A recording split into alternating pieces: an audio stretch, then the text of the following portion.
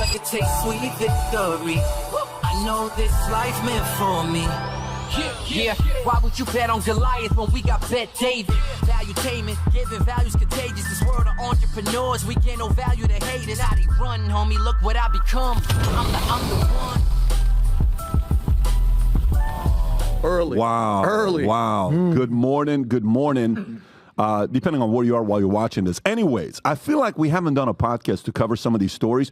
I feel like we've had 2 weeks worth of stories over the weekend. There's a lot of weird things going on. There's a bridge that just went down in Baltimore early this morning, I think 1:30 in the morning. P. Diddy is having a rough last couple days, man. And 50 Cent's been having a lot of good times on Instagram last couple days. If you want to entertain yourself, go to 50's Instagram account and just read his commentary while he's posting that. We'll talk about what happened with Diddy. Candace Owens, people are asking, Pat, do you have any thoughts after Candace Owens and Daily Wire, they broke up? It didn't, whether it's fired, stepped away, agreement. What are your thoughts on that? I haven't commented on it because I think we had Ruben on Thursday. Yep. And then it happened the next day. And we'll comment on that as well. Aside from that, we have a few other things that's going on.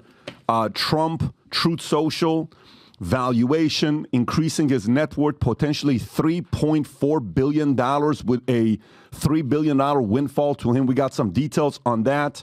The civil fraud fine decreased from $450. We'll cover that as well to, I think, anyways, we'll cover the numbers so you know what happened here with Trump and then compare it to some other people in the past on what kind of bill they had. Some people had actually ripped people off, like $50 billion worth of ripping off.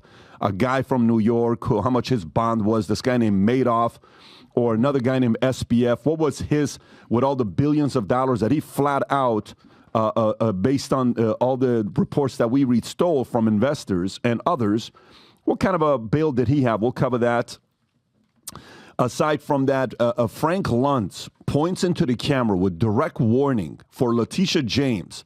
If she seizes Trump's assets, calls it pathetic. You have to see when he's saying this, why he's saying this. Ronna McDaniel finally comes out after getting a job at NBC, and she says that the 2020 election was won by Biden fair and square, okay? That's called the deep state swamp. She's a swamp creature. And by the way, shout out to Vivek for coming out flat out and calling it out in the open. For some of you that are getting ready for this weekend, just want to let you guys know, guys, Christ is King. It's and I'm saying it with my friend here. We have a Old Testament, New Testament camp. He is the king. By the way, obviously, that's anti-Semitic right now. I don't know if Adam, you're right. It is. We'll talk about it. Get out of here, guys. Adam left. We'll talk about it. I actually want to get his take as well.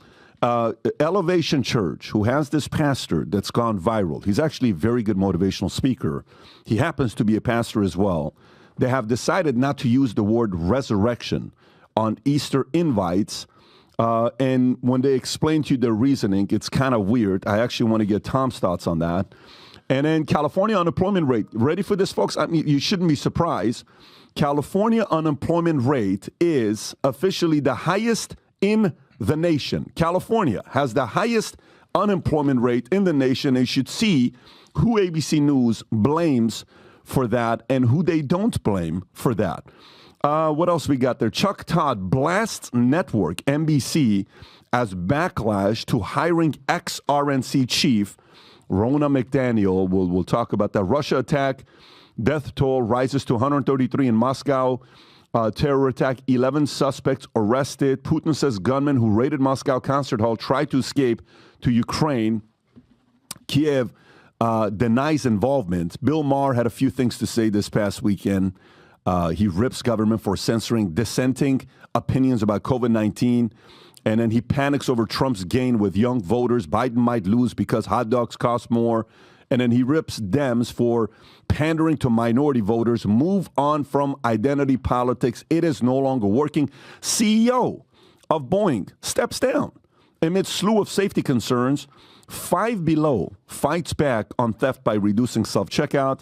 And then there's a couple things that's going on with Migrant Gate, Russia and El Paso, highlighting friction between federal and Texas border enforcement. You have to hear what our friend Karine Jean-Pierre had to say. Oh, she's after brilliant. She's brilliant. Yeah, I mean, just so her level of, just a whole different story. And by the way, to the people at Forbes, used to be a place for capitalists, used to be a place where entrepreneurs would go read Forbes. Today, it's a place you go to if you believe in socialism. And, if you believe in illegal immigration, reduces taxes for everybody. Because here's what Forbes just wrote. They said, research shows immigrants benefit U.S. taxpayers. Can you imagine the company that was once started by a man and his son, took it to a whole different level. Then they sold 95% of it to Chinese investors. Says immigration benefits U.S. taxpayer. I can see Tom Insider writing that. I can see Variety writing that. I can see a lot of other people writing that. I never thought in a million years Forbes would be writing an article like that. And then we got a few other stories, but we'll go start off with that. Let me also, did I say the Diddy rate? We talked about Diddy rate, and we have to talk about Ohtani, man. Ohtani is a very interesting situation. He's actually potentially may get credit for Pete Rose ended up in the Hall of Fame, the way he's doing certain things, and I'll tell you why my thoughts are on that. Couple other updates. Rob, do me a favor. Can you pull up, I'm so proud of you guys out in the audience, go to YouTube and type in BizDoc. Last week on Thursday, I challenged you guys to show your loyalty, and you did. Tom was at 29,400 subs. After last Thursday's challenge to all of you, you proudly showed your loyalty to BizDoc. Tom went from 29,000, not to 34,000, not to 38,000, to 45,200 subs. The most subs ever he got during that time. We have a new strategy. I think Tom was telling me he's got a new strategy on how to get to 1 million. Can you guys beat the shit out of me right now so I could get some type of strategy? What and all the history aside, PBD? Thank you for your support. I'd like to thank everybody for your support of the BizDoc podcast, proudly published by Valuetainment under the Valuetainment media umbrella. Thank you so much for getting behind it. Yeah, and by the way, Tom, your that strategy is 15 away from getting to 1 million subs, which is pretty exciting. What strategy was that? But awesome. I love the fact that he supported Tom, and he does his show. He does a phenomenal job. You guys can go check him out. Aside from that, for those of you guys that watch the podcast regularly, and maybe you have hot tea like me with honey, or you drink your coffee, to the coffee community, I'll most likely join you guys in 5 years. But at this point, I still don't need coffee. We have these new mugs. And by the way, this new mug that just came out is the PBD Podcast mug with Future Looks Bright on it. So let me kind of show this to you, and I'll tell you what we're running on this podcast. And Kelly took care of this. Let me pour this so I don't burn myself. Taking one. I'm acquiring one of those after this. Here. So you pour the hot water in there if it's hot. Ooh, magic. And guess what it turns into, by the way, while you're having this hot tea or the drink. Let me see if this thing is hot. It is hot. All of a sudden, slowly but surely, you see the color changes. I see it. To the PBD Podcast colors. Oh, that's sick. And yes, you'll see the red and the blue of PBD Podcast color coming in. I don't know if Pat, you're like one of those models on those late night, like by the QVC. QVC back in the day. Your PBD QVC. Here's what we're doing. We got the Valuetainment mug. You have 4 different options on whichever one you want to get, whether it's the gold, the black, the red, the OG, red or the black. You buy 2, you get the third one for free. Pick and choose which one you want. The link's going to be below. The discount code's going to be PBD Mugs, I believe. Right, Rob? PBD Mugs, plural. PBD MUGS. And what's the website to go to? VTmerch.com. Find the mugs, order 2, and you'll get the third one for free. Support the show here while you're watching it. And, go order 2 of those. You'll get the third one for free. Having said that, let's get right into the podcast. Okay, first story I want to get into is Trump with what happened with a civil fraud fine. Here's some things that we need to know about on this case. 13 Trump properties that New York AG Letitia James can go after if he doesn't pay up. So this was a story from last week. They're going to go after this property. They're going to go after that property. Everybody on the left was fired up about them going after all of these properties, and they were so excited about it. First one was a Seven Springs. The property spanning over 200 acres in Westchester County was fraudulently valued by Trump at $291 million. Remember, this article is written by Insider, just so you know. So the words they use, you can see certain words they're using. Whereas the actual net worth is $25 million, according to Forbes. So this one here they can go after. They can go after Westchester Golf Club. which is valued at around $15 million, assessed initially at $15 million, depending on what the number. Again, you're trusting what insiders saying. 40 Wall Street, okay, is the other one. You got Trump Tower XXX apartment. You got Trump Tower commercial space. You got 1290 Avenue of Americas, Trump World Tower, Trump Park Avenue, okay. They're saying it's worth $101 million, but claiming up to $350 million. 6 East Street, 57th Street, Trump Plaza, Trump Park, Trump International Hotel and Tower, Trump Palace, all of these things they wrote. You know which one they didn't write? They didn't write Mar-a-Lago, because even CNN, when they said Mar-a-Lago was worth only $18 million, later on they came back and said Mar-a-Lago can be sold today for $240 million. Even they realized what the value was. However, Trump can now post smaller bond in civil fraud case. New York Appeals Court granted Donald J. Trump a significant victory by accepting a bond of $175 million in a civil fraud case, providing relief from a potential financial crisis. This smaller bond offers a crucial lifeline for Trump, preventing the New York Attorney General office from collecting the judgment while he appeals. Trump's lawyer argued that the trial judge $454 million penalty was excessive and unconstitutional, emphasizing the likelihood of overturning it on appeal. The penalty stemmed from accusations of inflating net worth to obtaining for favorable loans, leading to interest payments, et cetera, right? Anyways, so this just happened, Tom. How big of a deal and how big of a victory is this for Trump? Well, it's a victory for Trump, but it's a return to sanity for the court. When you have a judgment like this, when you go to appeal, you have the opportunity to wait. If you were to look at all the judgment, look at the asbestos case, look at the, what was the Camp Lejeune that had the water purification issues and the poisoning of soldiers. You take a look at all these fraud cases, nobody gets a nickel till all these cases, they get appealed. Nobody gets a nickel because we have due process. And so asking him to put the full amount up is like saying, never mind, we're not going to worry about, the appeal process or due process. You just put the money here. Well, she wouldn't get the money. It would be held by the state. And so bringing this back down is just like bringing bail down. When you've committed a crime or something, they have bail to ensure that you'll show up in court. And so moving this down is the right thing to do because it's what happens in our court process.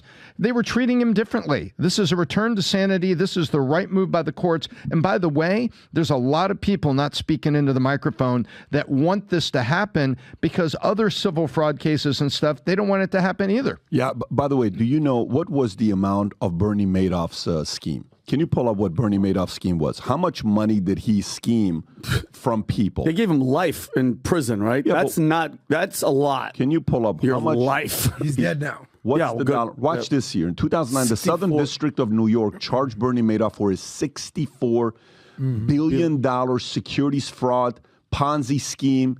It was one of the most prolific financial crimes in American history. It is the most prolific financial crimes. Do you know what his bill was? Do you guys know what his bill was? No. I want you to guess what his bill was. 10%. Okay, 10% will be $6.4 billion, right? Do me a favor, go pull up. No, not that high. No, go pull up Bernie Madoff's bail amount right there. December 2008 was arrested and charged securities fraud. Madoff posted a $10 million bail in December 2008, remained under 24-hour monitoring and house arrest in the Upper East Side penthouse apartment until his guilty plea on March 12th in 2009. This guy stole $60+ billion from people in New York. Just $10 million. This is actual Ponzi, like it's actual scheme, like theft. Yeah. And it's only $10 million. Go ahead, Tom. And by the way, it was 24-hour monitoring and house arrest because you want to know why? They were scared that he might go somewhere, that there would be no extradition. Something that big for a guy that old, he's only got 20 years left. They thought he would flee the country. Is Trump going to flee the country? No. He wants to stay here and run it. He's the most recognizable now person check this on out. the Go to SPF. Can you go to SPF real quick? What did SPF do? SPF lost how much money? We know the number. It's $32 billion. I think it's what the number is. If you want to kind of, if you type in, he lost $32 billion overnight. That's the number. But if you zoom in, type in 32 billion, zoom in right there. FTX was valued at $32 billion. Okay. So what's his bill? Can you put up SPF's bill amount? Okay. Sam Bankman-Fried, bail amount. Yeah. $250 million. Okay. On how much money? On 10 billion, $32 billion, you put 250. So now these guys actually did a crime. Yeah. Both of them. And we're flight risk. Yes. Both of them committed a crime. On the other end, everybody got paid. Appraisals were done on both ends. No lender is coming out, but you go after him to deplete of all his savings and his cash for a crime that's done by who? Way of doing business in New York that's been like that for decades? You want to do something like this? If this stands the way that they're doing what they're doing, can you pull up the video of Frank Luntz, by the way, on what he said, Rob? I think these kind of go together. If you go to Frank's video, here's Frank, okay, and what he's saying. I don't know if that's the video. No, that was check this out, guys. Sweetheart of a lady. Go play this clip real quick. I want you to remember this moment, and don't forget it. If the New York Attorney General starts to take his homes away, starts to seize his assets, it's all going to be on camera. Pundits are going to sit there and scream about this. This man cannot be elected. You're going to create the greatest victimhood of 2024, and you're going to elect Donald Trump. If they take his stuff, he's going to say that this is proof that the federal government and the establishment and the swamp in Washington and all the politicians across the country and the attorneys generals and all of this, that this is a conspiracy to deny him the presidency. He's going to go up in the polls just like he went up every single time they indicted him. Isn't it? It's wild. He's right. But do you agree with what he's saying? He's 100% right. And the past polls that have been going on for a year now, when Georgia, when Stormy Daniels, when all this stuff, you go after him and the polls go up. We have the evidence of that happening for the past year. And Tom, none of their tactics are working. And let's say it out loud what's happening. From 2016, they cheated with Hillary and the DNC. Didn't work. 4 years we had to hear that bullshit. And then we had to have all the impeachments, right? 2020, COVID from China, randomly, our lab. BLM, Antifa, in the streets, everything. Cheating, got them out. This is cheating out in the open. This is them going, hey, listen, we know he's number one. We have to take him out. They're not even hiding it anymore. And I think every time they do shit like this, and you nailed it, Tom, his numbers are going up and they're making him look out to be a freaking martyr. Adam. Period. So, like I always say, FTM, follow the money. By the way, breaking news with everything that happened with Truth Social, Trump has now doubled his net worth. Trump's net worth, I sent this to you, Rob, is now... We're going to get into that in a minute. $6.5 billion. So I know we're going to talk about Truth Social, but always follow the money. So we've always talked about how back in the day with JFK or whether it's Abraham Lincoln, it was actual assassination. Right. Lately, it's turned into character assassination. What they've realized with Donald Trump, you can't assassinate his character because he said everything in the world and beyond, yet he's still here. Mm-hmm. So now it's financial assassination, and that's how they're going after him. So Letitia James, look, I don't know much about her. Here's what I do know. 2018, she called Trump an illegitimate president. She said that. Cool. So now the election interference, it's sort of making sense. By the way, there's a whole DEI woke narrative, straight, rich, white, billionaire, patriarchy, black, female, woke agenda. There's a storyline right there. But the thing I know about Trump, Teflon Don, like this guy doesn't quit. I sent you videos of like whether you like Trump, don't like Trump, love Trump, hate Trump, there's certain things that remain to be true. This guy does not stop. Bro, have you had tea today or not? I have tea. It's fine. Where's your tea? I'm warming it up, baby. Well, where's your tea? I can't afford one of those cups. Take this tea. I'm okay. Yeah, I'll be good. Drink your tea. So you're not going to kill Trump. Here's just some videos to put it in perspective. Play this one right now. If you think Trump is going away, Democrats, this is his mantra. Check this out. Never, ever quit.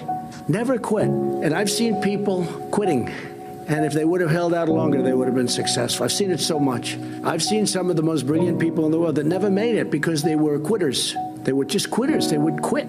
They just couldn't take it. They couldn't whatever.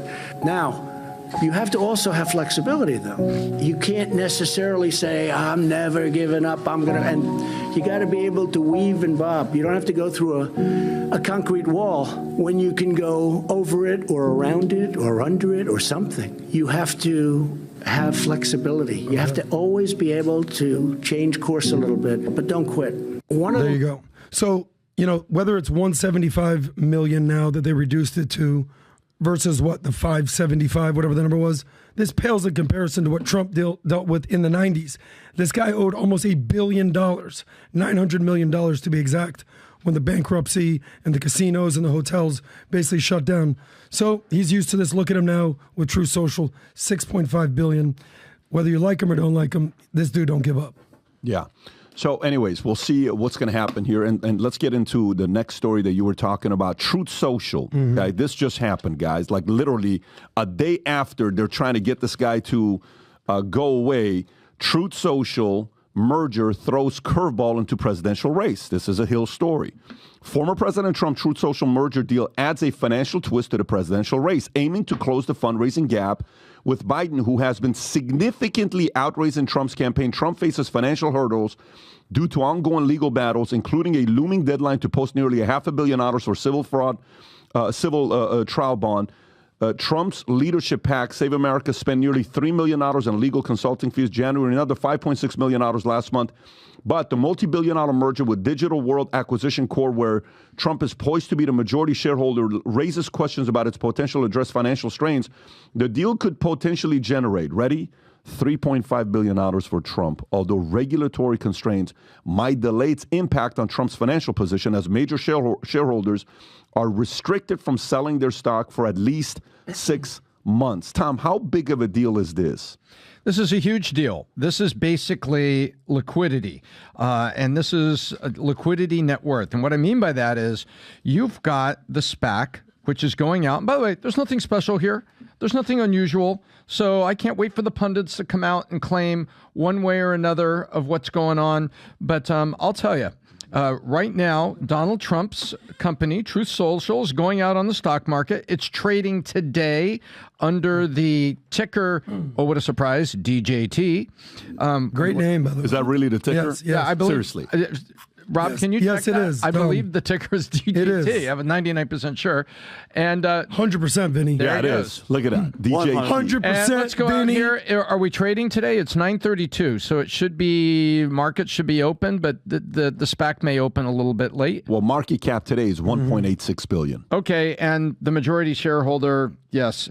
So basically, there's a lockup agreement. What a lockup agreement. When something goes new on the stock market, sometimes they ask the major insiders have to wait a while for the stock to settle. Sometimes it's 90 days, sometimes it's 6 months. There's a 6-month lockup agreement. Well, guess what? You can make loans. You can get loans against your stock. So Donald Trump, if he has, say, $700 million of value in this, his broker will lend him up to $350 million. So basically, he has all the cash he needs. And by the way, in court, his lawyer said that of the $175 million, Your Honor, we have cash on hand or are prepared to wire. That has to come with an affidavit showing that it's there. And that was 2-3 days ago. So basically, let the libs lose their mind. He's got more than enough liquidity he needs, not only for these bonds and the civil things he's facing, but something called his election fund.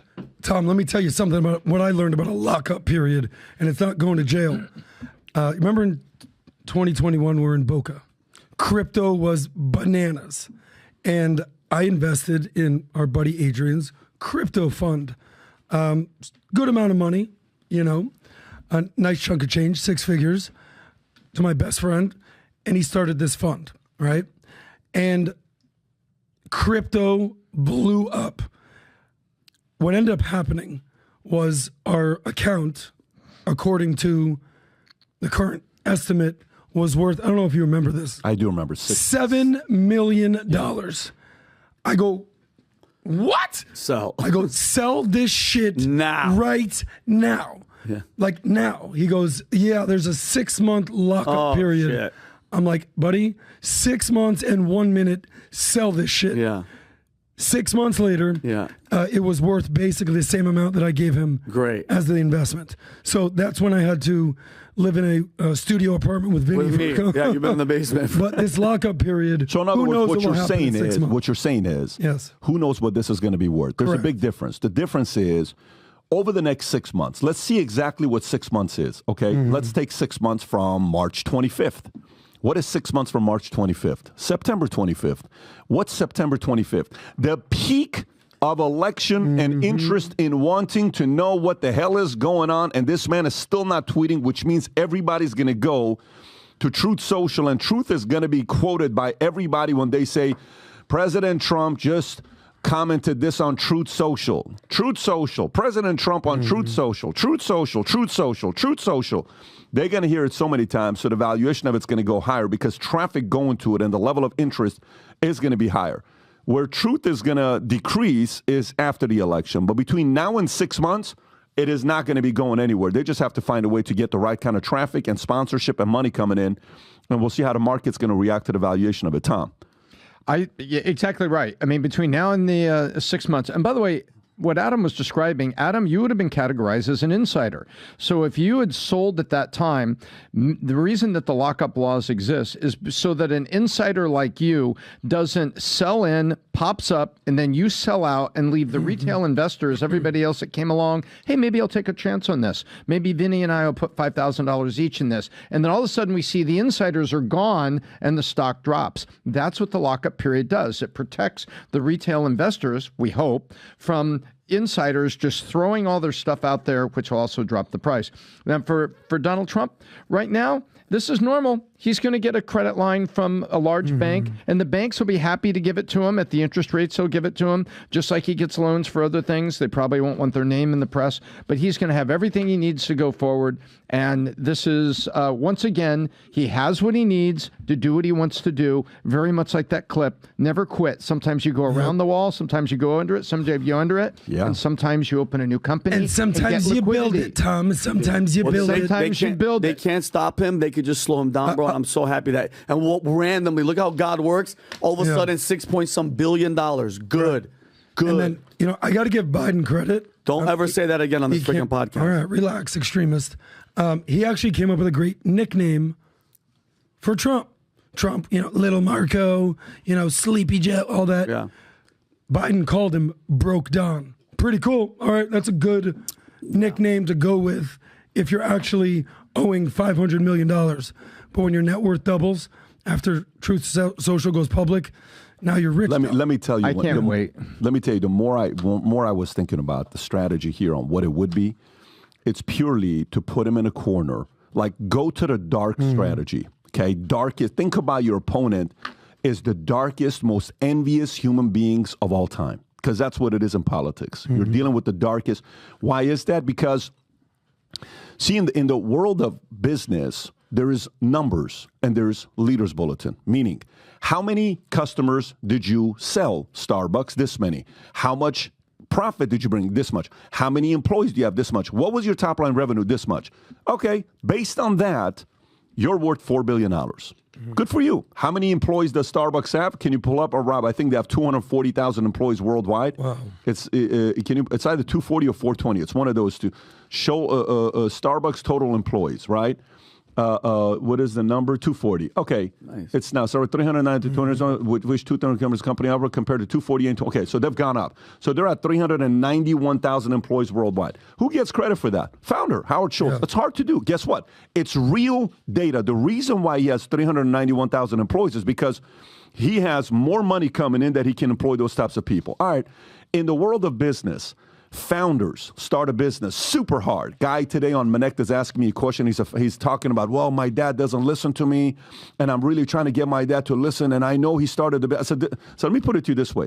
There's a difference between being a founder and there's a difference between being a CEO. A founder goes through different kind of pains that a CEO goes through. Your father sacrificed everything to make this business work, right? Okay.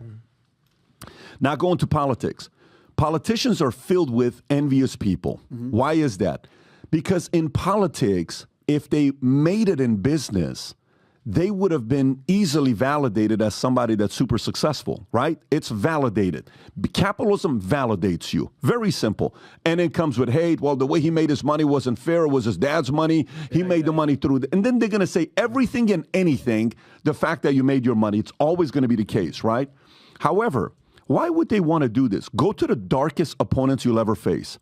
Maybe because they want to deplete his savings So then he has to ask money from some friends in New York that are billionaires, and then they can come back and say he has joined the swamp. He is now owing all these people favors. Trump is now owned. He's officially a swamp guy. He officially has to do everything they tell him to do. So that whole brand that I'm doing everything with my own money for the campaign, that brand goes away. Once that goes away, now it's equal opportunity. You're one of us. Guess what, guy? Welcome to the swamp. You are now part of the swamp. And there is no way they're happy about what happened with Truth Social. Now they're probably sitting around on different conference calls and Zooms trying to figure out a way to destroy Truth Social. Wait till you see a whole different angle now that's going to be coming up with what they do with Truth Social. Stay tuned. Over the next 3 to 6 months, there may be a whole different kind of a witch hunt, cyber attack, something happening with Truth Social, because that's going to be their next strategy to do that. Again, allegedly, this could possibly happen. Let's go to the next story.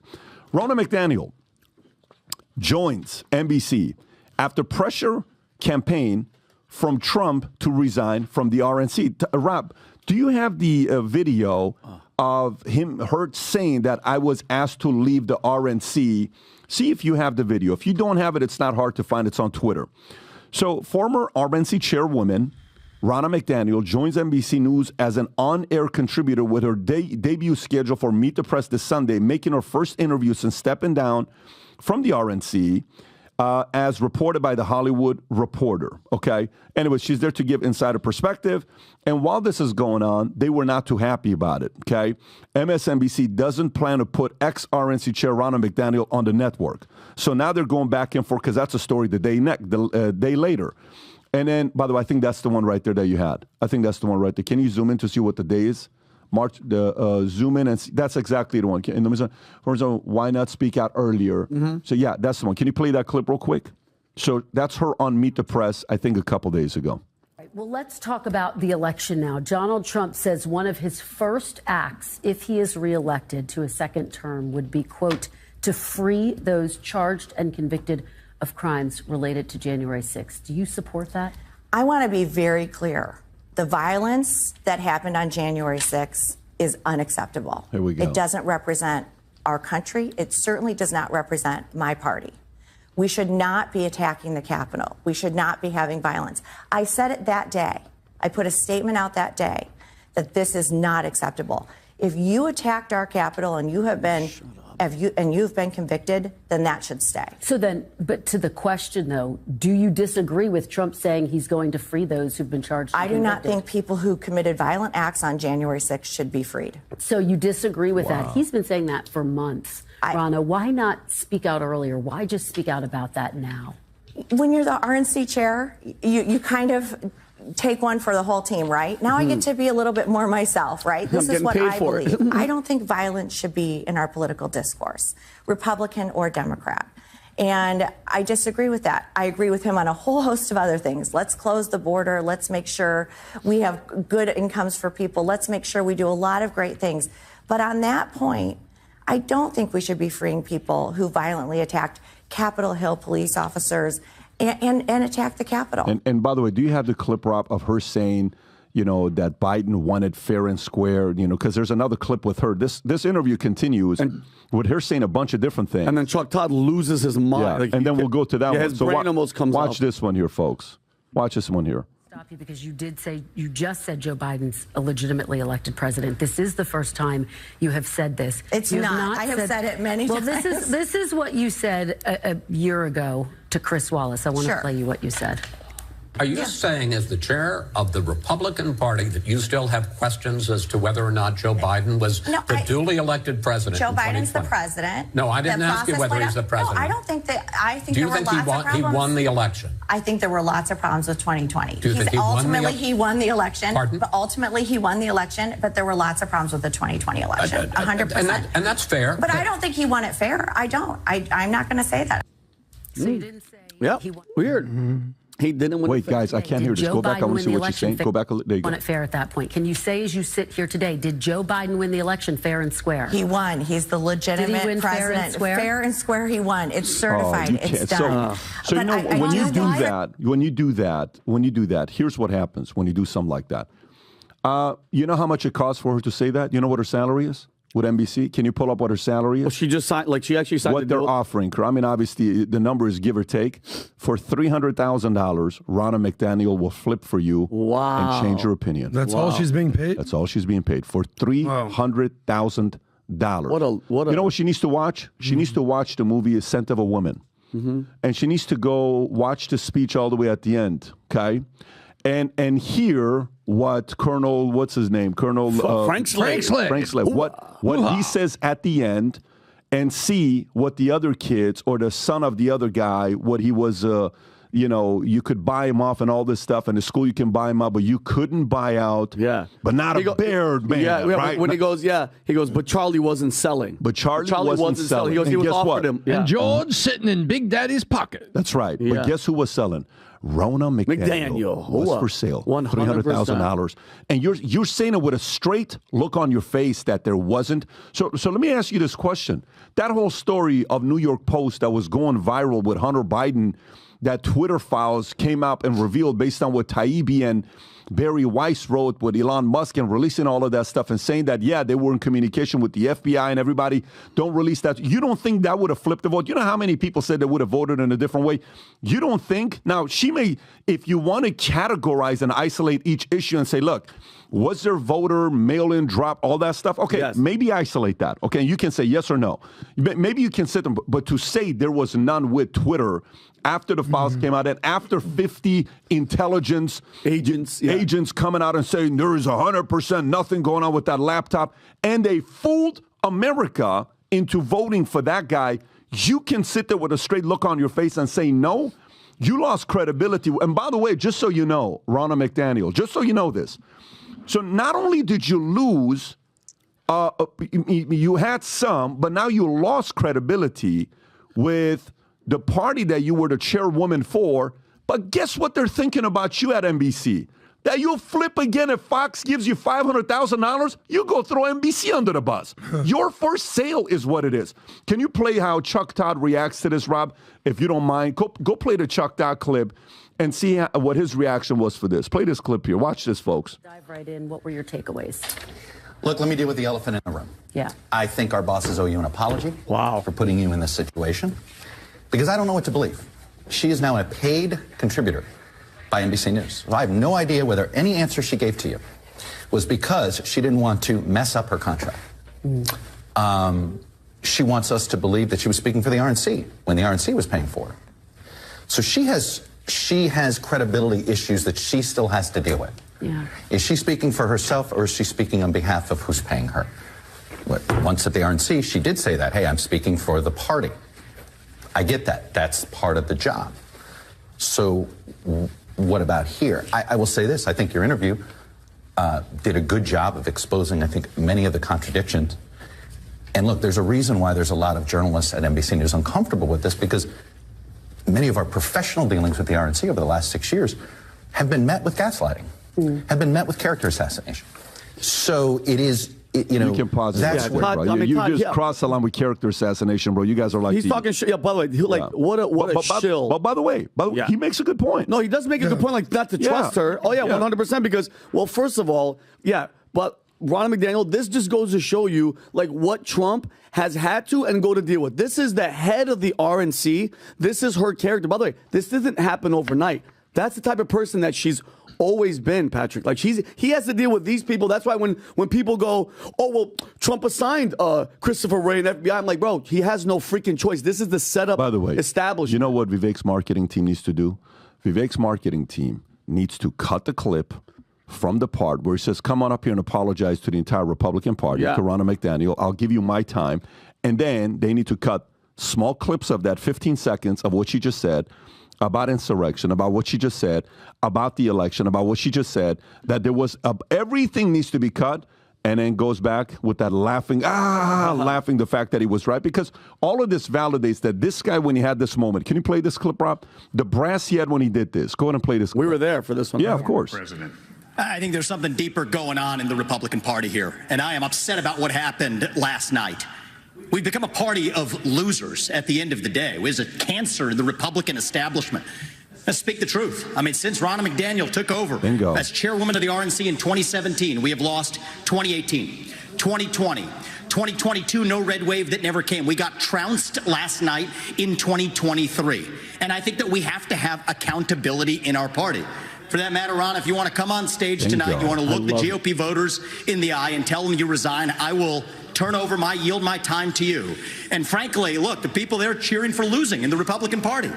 Think about who's moderating this debate. This should be Tucker Carlson, Joe Rogan, and Elon Musk. We'd have 10 times the viewership, asking questions that GOP primary voters actually care about and bringing more people into our party. You think the Democrats... That's us clapping in the back. You think the Democrats would actually hire Greg Gutfeld to host a Democratic debate? They wouldn't do it. And so the fact of the matter is, Christian, I'm going to use this time because this is actually about you in the media and the corrupt media establishment. Ask you, the Trump-Russia collusion hoax that you pushed on this network for years, was that real or was that Hillary Clinton made up disinformation? Watch her smile. Answer the question. Go.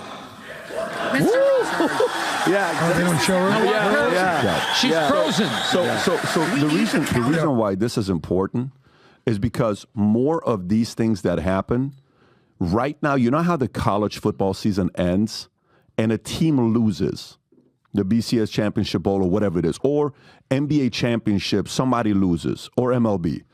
But the team that loses has number one highest odds of winning the following year, right? For many different reasons. Right now, Vivek has to be at the top of the list for 2028, okay? There are so many ways to sell Vivek's story for 2028. So many things he did that if there was not a Trump in 2024, he would have had all of those Trump MAGA voters been on his side, okay, if there was no Trump. Now, obviously, there's a person that's in his way, which is who?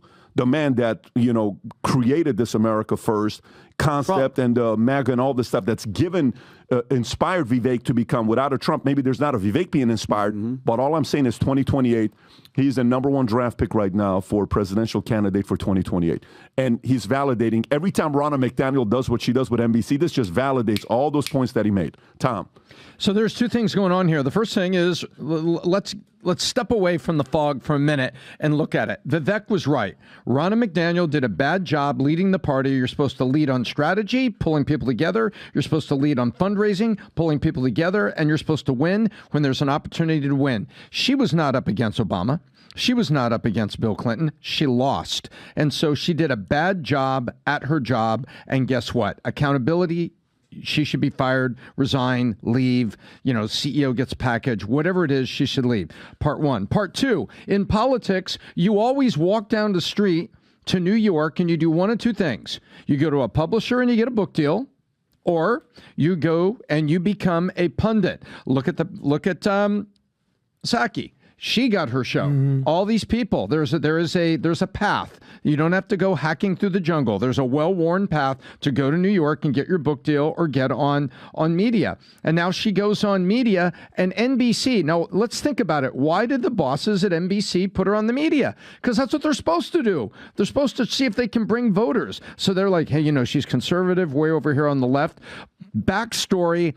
Ad rates down, viewership down, NBC News, MSNBC News, ratings suck, S-U-C-K suck. So the bosses are trying to do something, next innovative campaign, to see if maybe they could bring somebody on that'll bring some lightning, bring some viewership. Instead, they had what's called organ rejection. Pat can tell you, if you hire the wrong person into the wrong culture, into your organization, it's catastrophic. And your organization, despite what you say, I'm hiring this new VP of sales, and he's coming in here, she's coming in here, we're going to take him. If the organization is the wrong culture, it's like organ rejection. They are going to reject, and that person will soon be gone. And that's what's happened here, because NBC is the journalist, and I can't believe Chuck Todd uses that word. He should go look it up through the dictionary used by Walter Cronkite.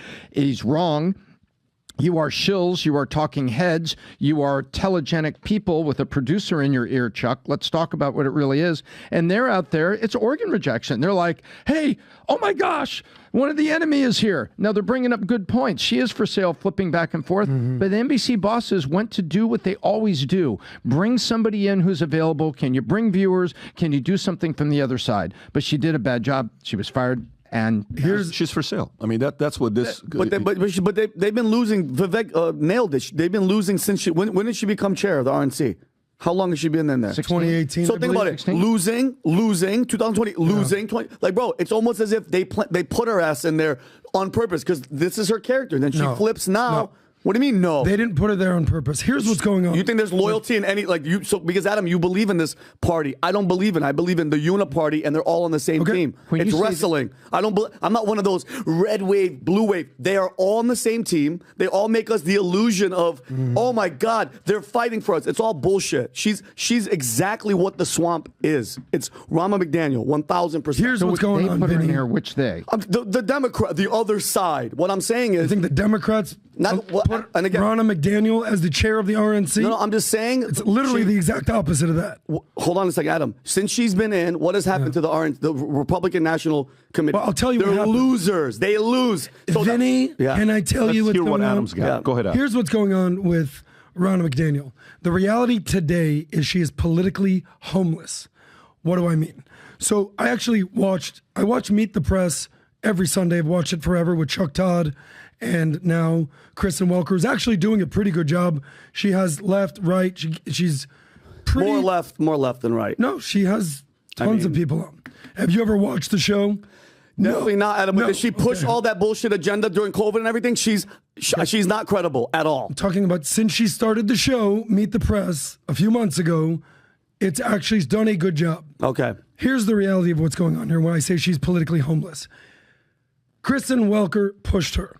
She said, she played the Trump quote, played the Vivek quote about losing.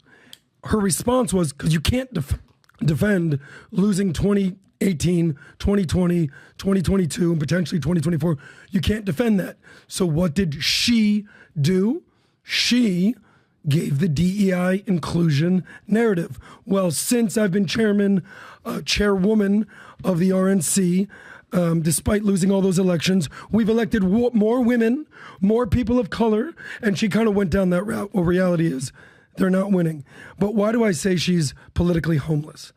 It's because the GOP as we know it, the RNC as we know it, no longer exists. It is the MAGA party, and we know this. Who's the new chairwoman of the RNC? Laura Trump. A little nepotism. So thank God. Okay, but that's my point. Good for him. Okay. So the reality is, whether Trump wins, whether Trump loses, we shall see. Nobody has any clue what the future of the RNC or the GOP will be after Trump. Vivek, maybe, we shall see. But we all know Ronna McDaniel's maiden name, and it is Romney. Yeah. She's as establishment as it gets. Yeah. The reality is in the RNC, whether you're Romney, whether you're Cheney, whether you're Pence, you don't exist anymore in the party. We played the clip of Vivek at the debate in Miami. Well, Tom and I were there at the debate in California with PBD as well. It was completely the opposite. Shit show. Yeah. Tom, absolute shit show. California? Arguing crazy. California was low energy, poorly assembled, bad. So it was such a shit show. We could literally walk on stage and say hi to the candidates. We did. You slapped Pence in his ass. I went up to Mike Pence and I was like, hey, great job, VP Pence. I think you're going to win this thing. You got this. After we stepped on the edge of the stage, I did a video. He's like, thank you. He's like, Ronna McDaniel, how are you? I turn around, I put the camera around. What's your point? I'm like, this guy's got no chance. The point that I'm getting at is the establishment is gone from the Republican Party. So she has no future. If she tries to go right to the MAGA route, they don't want her. If she tries to go left to the Democrat liberal route, they don't want her. We talked about Chuck Todd, who, by the way, used to host Meet the Press for a decade. Joe Scarborough, who has the biggest show on MSNBC, Mika Brzezinski, he's like, I would never have her on my show, condemning the hell out of this. Who was her father, Adam? Who'd you say? McDonald? She's a Romney. Mitt Romney. And not her father. Family member. Where does that guy stand? That's her family, though, right? Where does he stand? He's anti-Trump. He's 100% establishment. So what I'm saying is she's the perfect person to put into the RNC to make the RNC lose every single time. By the way, You know who falls in that category? Kinzinger. Mm-hmm. You know, you got Walsh. What's his name? Joe Walsh. We had him on, and it was actually, super entertaining. You're a Democrat. He's part of a. I'll get out of here right now. There's quite a few people that are part of that group that can't handle working with a guy like Trump. They just can't handle working. So immediately they go to the other side as if finding a way to get under, the anti-establishment community skin. But what you do is you're permanently, your credit score, imagine your credit score goes from 820 overnight to 450 with that community. It's done. You're finished. It's done. Yeah. And it's not 450 for a year and you recover and fix your credit in 3 years. Your credit score stays 450 for the rest of your life in politics. That's exactly what happened. But here's it's not. And by the way, you're making a very good point that she doesn't have a party today and all this other stuff.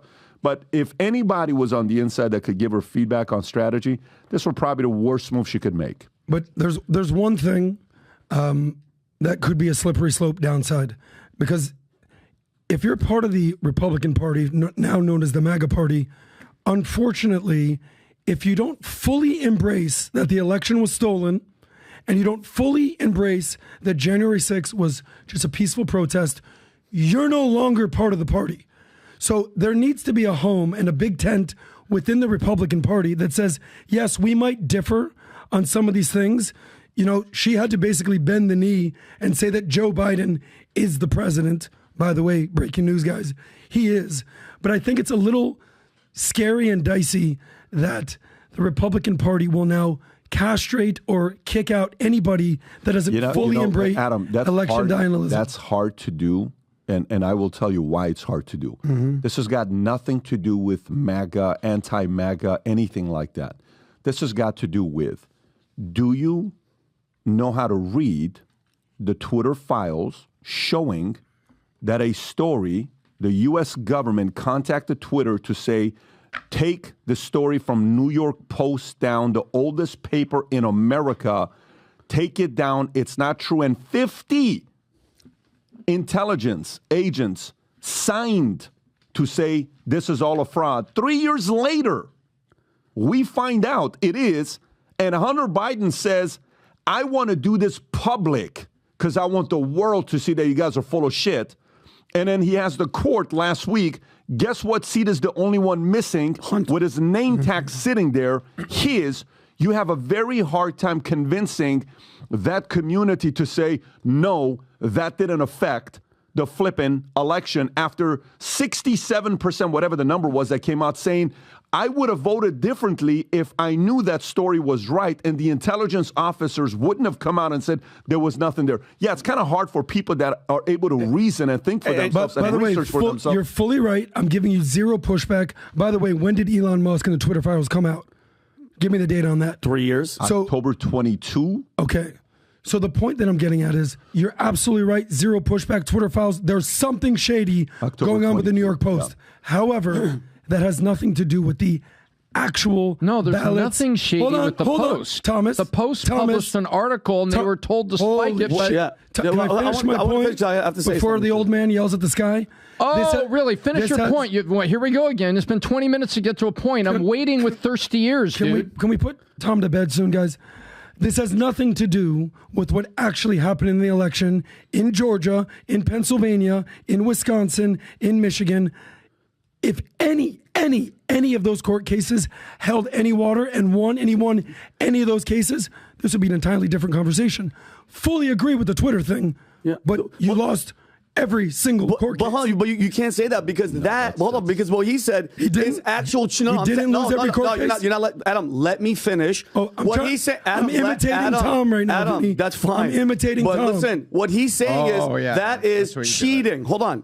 What he's saying with the agencies, with 81 FBI agents working, having an office at Twitter, is cheating. Stopping stories is cheating. And I said that I agreed with that. And hold on. So tell me about the court cases. Ready for this for court? Tell me about the court cases. If anything, they didn't win one. If you think I'm going to, hold on. If you think I'm going to trust the courts, look what the hell's happening in New York with that piece of shit and Letitia James. I don't trust any court If they could do that shit to him right now, when people go, well, in the courts they won. They bought and sold the courts a long time ago. I don't trust anything about the judicial system. What do you mean the courts? Every court in America? You don't trust anything? Hold on. Zero? I don't trust. Even in Georgia? Guess what? With a Republican governor? I don't trust the judicial system. By the way, if we take, again, Adam, if we take it based on what you're saying, yes, which is the argument to be made, okay, yeah. So they need to prove that point. But the argument, it stops at Twitter. With Twitter files. That's where the argument, we don't even need to go to the next step, because that one story, when Chris, what's his name? Comey, is that his name? Chris, what was the director? Comey. Jim Comey? Jim Comey. Comey got fired. James Comey. James Comey. Yeah. When James Comey came out and he said what he said about Hillary Clinton's emails. Wow, shocking. Couple weeks before that. Yes. Lost her the election. Okay, so yes. You want to... Sorry, sir. Yeah. Lost her the election, right? Yes. Okay.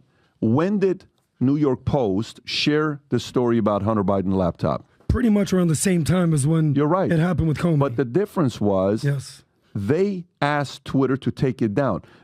Did what Comey did with Hillary Clinton's email affect the election?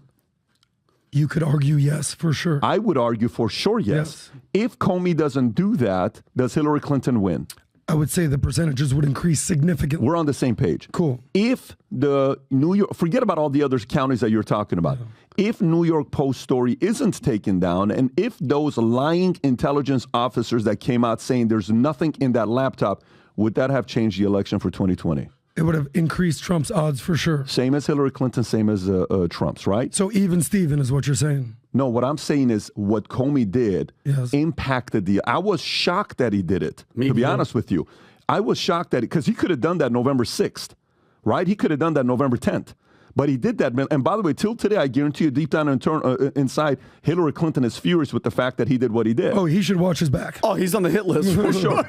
But all I'm saying is the same exact way that what Comey did in mid-October hurt Hillary Clinton's chances is the same exact way that the government getting a hold of that article by New York Post affected the election. To me, I don't need to go through the next steps. I'm just simply going to stay there and see the fact that there was influence there. By the way, that's the one, that's the Comey one, October 28th.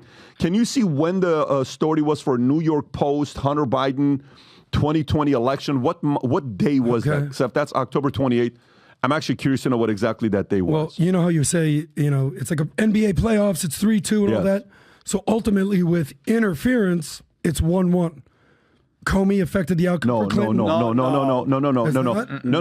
Wait. Now you got to be careful what you're doing here because one was doing his job.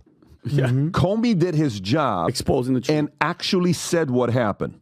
Love him or hate him, guess what? Even the folks who voted for Trump. If Comey doesn't do that, Hillary Clinton would have been your president. So as much as you guys give Comey hate, if he would have waited 10 days, Hillary Clinton would have been a two-term president. Just so you know that. Very high likely that happens. Right. So he did his job. But on the other side, that's called fraud. Cheating. That's called election interference for the U.S. government agencies to contact Twitter in an email saying, take the story down, and then 50 intelligence officers signing their name permanently. Those guys' as a last name is in disgrace to have a lie like that you affected what happened and you destroyed the country being divided the way they cheated because you played games. Comey, love him or hate him, he did his job. The other ones, manipulative, deceptive, and they caused the election to flip. That's the argument. I'm not going to the court. The court stuff, great, it is what it is. I'm going straight there. For me, the buck stops right there. If we know that happened and you agree that that was gamesmanship and manipulation and you've read the Twitter files, the rest of it is irrelevant to me. That's where I stand with that. But anyways, go ahead. I'll give you the final thoughts before we move on from the story. I'm with you guys on the Twitter stuff. Ugly, sloppy, disgusting. But here's what I can guarantee on November 5th. When's the last time we had a blowout election in the United States? Reagan, blowout. 49 out of 50. Reagan Carter. So as long as we've pretty much been alive, as long as we've pretty much been alive, Tom, you were already probably 25, 30 at that time. There's only been close elections. Only. I mean, I was an intern at Tallahassee Capitol in 2000 during the closest election of our lifetime. Whatever party doesn't win big, I guarantee you, this time around, Trump for sure. Like, what are the chances if Trump actually loses? He says, yeah, I lost fair and square. I'm out of here, guys. 0. So get ready for a rigged, stolen election. Well, if the polls and everything is happening right now, it'd be how are people, the polls are in his favor. So if it happened right now and Biden has one of those overnight fucking jumps, then guess what? There's something fishy going on, Adam. This mail-in ballot, stay home bullshit, COVID, like it's in your face. Like they're not even hiding anymore. And going back to his point, there's a difference between getting caught and then actually cheating. Somebody's doing their job. Again, let me ask you one question, Vinny. Yeah. Let's just say 49 states, Reagan. In this hypothetical world, there's actually let's just dream for a second. Okay. There's actually no cheating. No cheating. There's no cheating. Okay. It's a secure election. All the votes are counted. There's no shady stuff overnight. Nothing shady. Okay. Hypothetically. Okay. I'm in a dream right now. Go ahead. I'll close my eyes. And Trump actually loses. Yes. Does MAGA, actually say that Joe Biden won the election? If we're in a dream and make believe land, of course, Adam, because we're dreaming. But I don't dream. I'm awake. Okay. And in reality, Adam, they have been cheating since he mentioned out of his mouth, I want to run for president. There's no more. There's no more. Hold on. There's no more Russia. It's out in front of your face. So, and now the people are you guys are finally waking up, not the cool people, the dumb sheep are finally waking up, and it's getting worse, and it's getting worse, and he's getting more popular. So if it does come down to an Adam, and something crazy happens where they keep us from voting, you know what I mean? If you ever watch House of Cards, some crazy terrorist attack happened to keep everybody, then guess what it is? But if we were dreaming, Adam, I mean, you were on a cloud, and I'd be like, yeah, 100%. Okay, so let's just go for reality in a second. Well, now we're coming back to real life. Would you accept a fair and free election if Joe Biden wins? Let me. Period. Right now, what do you mean? If he wins. Let me stop. We have plenty of stories to get into, and we're not doing this. Let me simplify the question for you. Do you believe an ID should be required to vote? I'm on the side of yes. Then we will never know if the election is going to be real or not. Because if out of 16 out of 50 states in America, no voter ID is required. That's 212 electoral votes. How's that legal? Okay, let me just say this here, because what you're asking is impossible. Jeez. 16 states in America require 0 ID to vote, and that's 212 electoral votes. Great point. Then non-photo ID required, meaning you can bring an ID without your picture on it. That is 11 out of 50 states. That's 69 electoral votes. It's over with that. That's 281 out of 538. So your scenario does not exist because you and I agree that there needs to be an ID to vote. There is a monopoly if you can't even ask a logical question. On these states, 16 out of 50 states that you go to, that you don't need an ID to vote. Do you think you need an ID to go through the TSA pre? Do you think you need an ID to go through TSA? Do you think you need an ID to get on a flight? Do you think you need an ID to get into a club? Do you think you need an ID to order liquor? Do you think you need an ID when you get pulled over? Do you think you need an ID? Yes, but to vote, which is a million times bigger decision, no, we trust you, bro, go ahead. No, I think to me, first we have to fix that. If right now we fixed 50 out of 50 states moving forward, we're using blockchain technology with video, you go like this and all the stuff that we already have, and you show your voter ID, matches your voice, matches everything. It goes through it, matches your eyes. Then I would say, you lost and you won. We move forward. But the current system, I think what you're presenting in a perfect world, I would be willing to invest my life savings in Las Vegas to say there is 0 chance there's a victory. 0. Because there's no way in the world you would actually want an idea to be no voter ID required. You would agree to have a policy like that in a state, and you have a lot of common sense in this area. You can actually sit there and have common sense and say, yeah, it doesn't make sense that 27 out of 50 states in America don't require a photo ID to vote. That makes no logical sense to you. Yes or no? Again, I'm on the side of show your ID. Show your ID when you go to a bar, show your ID when you go to cigarettes, show your ID to vote. I will give you a little caveat. The states that don't require an ID, do you think they're red or blue? Red? Wrong, Vinny. They're blue. So the blue states that are already blue, that are already voting blue, they don't require an ID. So they're not flipping states. Now, if Michigan, Wisconsin, Pennsylvania, Arizona, Georgia didn't require an ID, I'll be like, hell yeah, we got a problem here. What do you so think there is some issues. What do you think those guys do? What do you think? That's a locked up, like for you have a lockup in these communities that you're not needing an ID to be done. Of course you have an advantage over your competitors. You're starting day one with an advantage. There is no debate there, bro. The debate stops right there. Like if you want to know what logical people who work their asses off would like to see is to see that their votes are being counted accordingly based on proper verification with voter ID. Keep the same set of standards for everything, and we're not doing that. So that is where a lot of Americans sit there and question the system. Because if you really want, I vote every year. I believe you're supposed to vote. We had certain people that say, I just don't vote, and I don't. I'm going to sit this one out. I think that's also irresponsible to do so because you're setting the bad example to other kids and other people. But there's a reason there's a certain community that doesn't believe that their vote matters. It's because of this. When 27 out of 50 states don't require you to have a photo ID, and in those same exact states, I need an ID to drink, to do all the other stuff, there is gamesmanship going on. Last question, because I know we want to move on. So if it was that the case, all the states require photo ID, Trump wins. Do you think Trump wins by a landslide, like the Reagan thing? I would trust it. That's what I'm saying. Yeah. I would trust it if we had that. So that is the problem, that I want to have a system that I trust. I remember at one point in the insurance company I was running, Tom will remember this. Tom, you've seen me frustrated behind closed doors with many different things with business, right? There is camera, there's frustration. Most of the time, our job is not to reveal whatever the frustration is. My dad once told me when him and my mom would fight, he would say, never fight in front of the kids because, you and I need to fight privately. Some people want to fight publicly about real issues. You can fight about silly, like stuff that we're doing right now. Nothing wrong with this. We're having conversations and debate, which is what America needs. But you have certain issues behind closed doors, stays between the two of you guys, right? What's the one thing, if you've ever seen me be furious about, and Jennifer would agree with this, Meral would agree with this, Tikram would agree with this, Mario would agree with this, Alexis would agree with this. What do you think the one thing is? Dishonesty and basically fraud or manipulation. Okay, so that's what people do. But I'm talking about internally where we could have controlled something that was frustrating.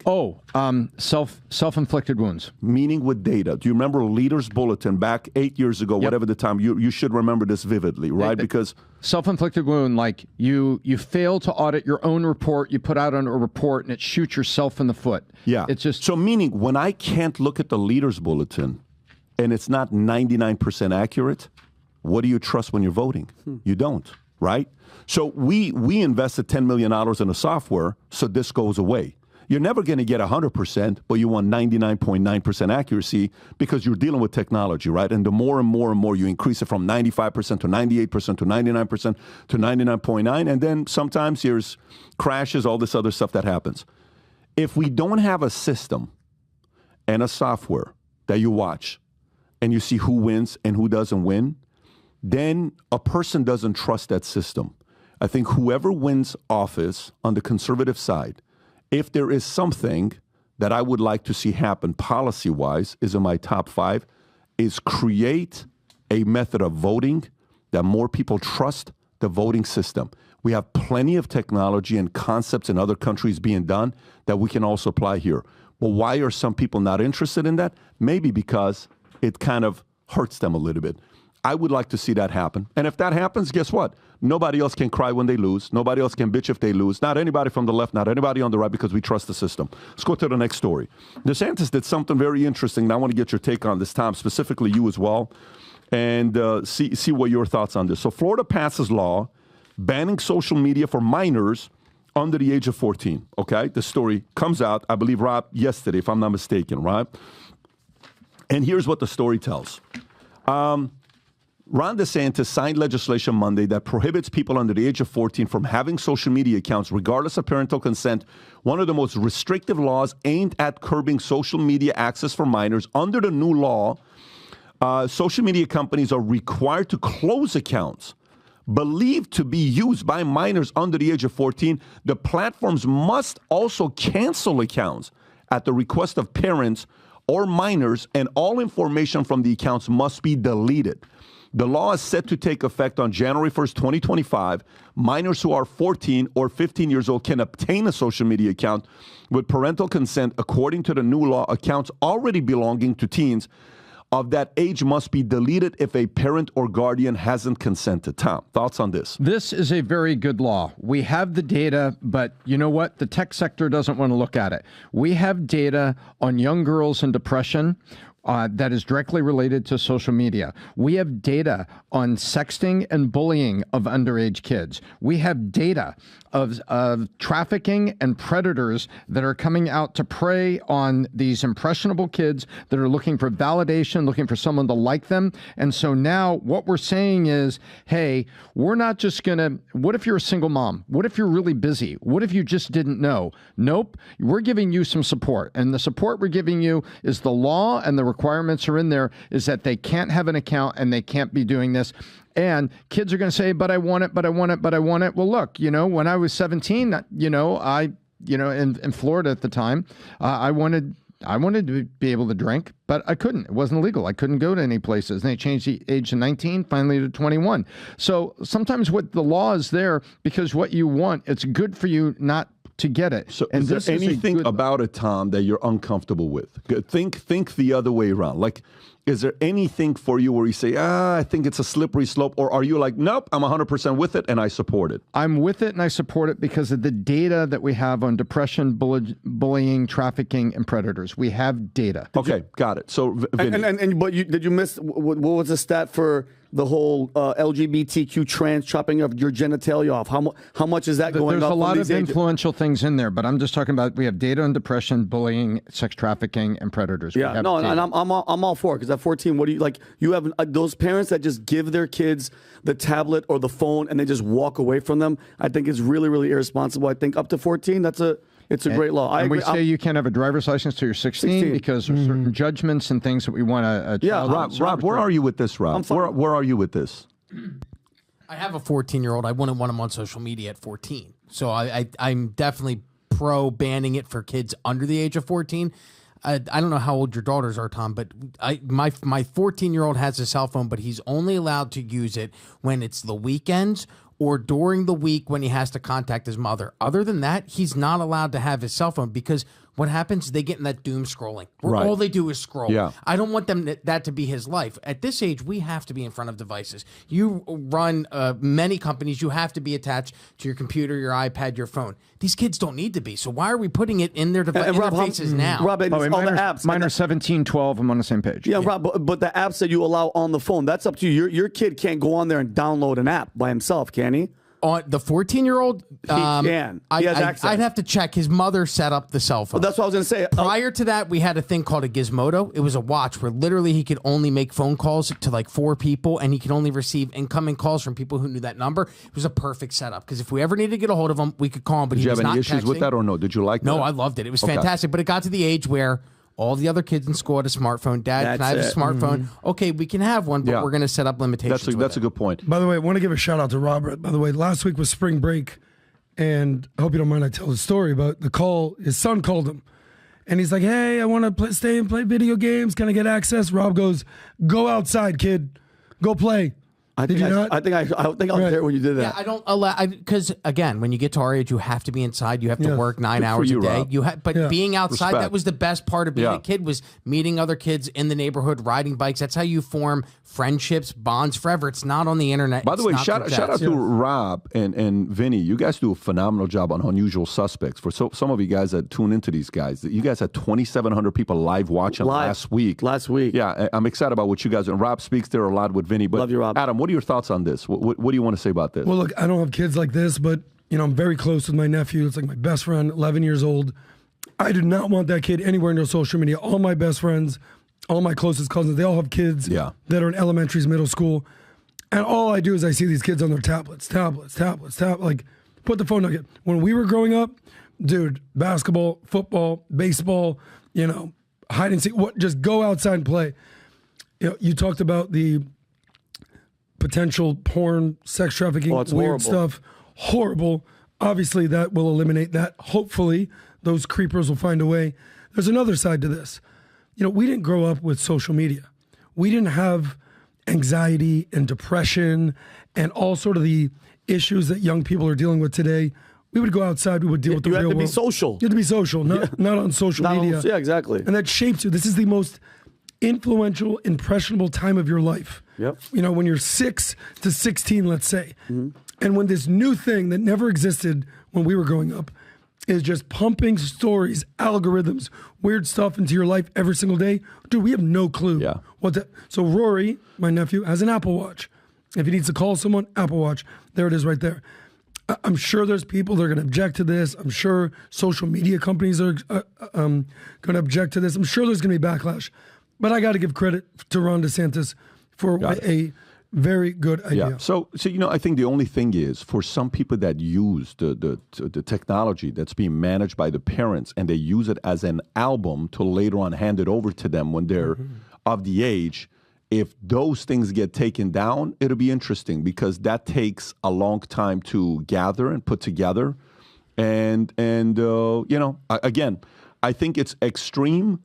But am I more this than against it? 100%. The fact it'll be very interesting for him to do this on who's going to get upset about a decision like this being made when it's made. Can I ask you a question? Yeah. I mean, I'm not sure if you guys heard. PBD's pretty big on social media. You have kids. You have 4 kids. Brooklyn's running around the house being the boss. Mm-hmm. When are you going to allow your kids to start doing stuff on social media? Like having a phone to do stuff on social? All the above. All the above. No, there is no conversation about it. Dylan right now is convinced he's not getting to a phone until he's 16 years old. Okay. You ask Dylan right now what age he thinks he's getting a phone, it's 16 years old. Now, are they probably going to end up something earlier? Yes. Social, zero interest for anything to do with social. When I tell you zero, I mean zero interest for anything with social. I'm not even having a conversation until the age is 14. Zero. I'm not having that conversation until then. And even then, I may skip it, go one more year and one more year and one. The hardest thing is for you, like the other day, I love what Dylan said to one of his friends. I'm around some of his friends, and his friend's like, hey, listen, this is how I did it. Your dad's eventually going to give in. And I'm listening. He's going to cave. And Dylan says, you don't know my dad. I love that. I love that. He said that to his friend. I'm super interested in your take on this specifically as the CEO of Valuetainment. Your kids actually have a social media profile. 100% managed by me. That's what I'm saying. It's my... So break that down for me. Yeah, I manage it myself. Okay. Because later on, if they're going to do something with sports, with movies, with docs, whatever it is, they're going to be able to go back. And it's such an easy system to give them an album instead of my phone's got 60,000 pictures, and you have to go through it. I like what Apple does when you just kind of click on a face and you're able to go see all the pictures by that person's face. And I like that. Boom. By the way, I don't even know why my phone has your face here. Check this out. Like I can go to your face. No, I literally have one that I go to. The other day I sent a video to Adam Sunday morning. I was surprised he texted back. I thought he'd be asleep. But so I like that. What time did I text you back, actually, PBD? Pretty early. So that means you didn't party Saturday night? What? Oh, I had a triathlon on Sunday. Okay. I swear. Whatever. A triathlon, not like a drinking thing? But like 3 girls? Or what's 3 girls and alcohol? Like or 3 different dates? I can't reveal my secrets. Yeah. I don't triathlon and tell. Just Snorting, know that I was drinking, screwing. Probably the modern triathlon. Just like you back in the day, Tom. Yeah. Papi Tomas, Italiano. Giggity. Papi Tomas. Okay, all right, so let's go to the next story here. Next story, do we want to go to Diddy? I think let's go to Diddy since we're already in Florida and DeSantis is trying to get social media to be banned. So I don't know if Diddy would be supportive of this. I don't know if Diddy would be supportive of what DeSantis is doing with social media under the age of 14. I mean, he would never have met Justin Bieber. Let's read some of these stories. Guys, very, very weird things happen. Rob, can you play this clip? Out of nowhere, federal agents raid Diddy's L.A. and Miami homes, okay? The searches are part of an ongoing New York criminal investigation into the entertainment industry insider regarding allegations of sex trafficking.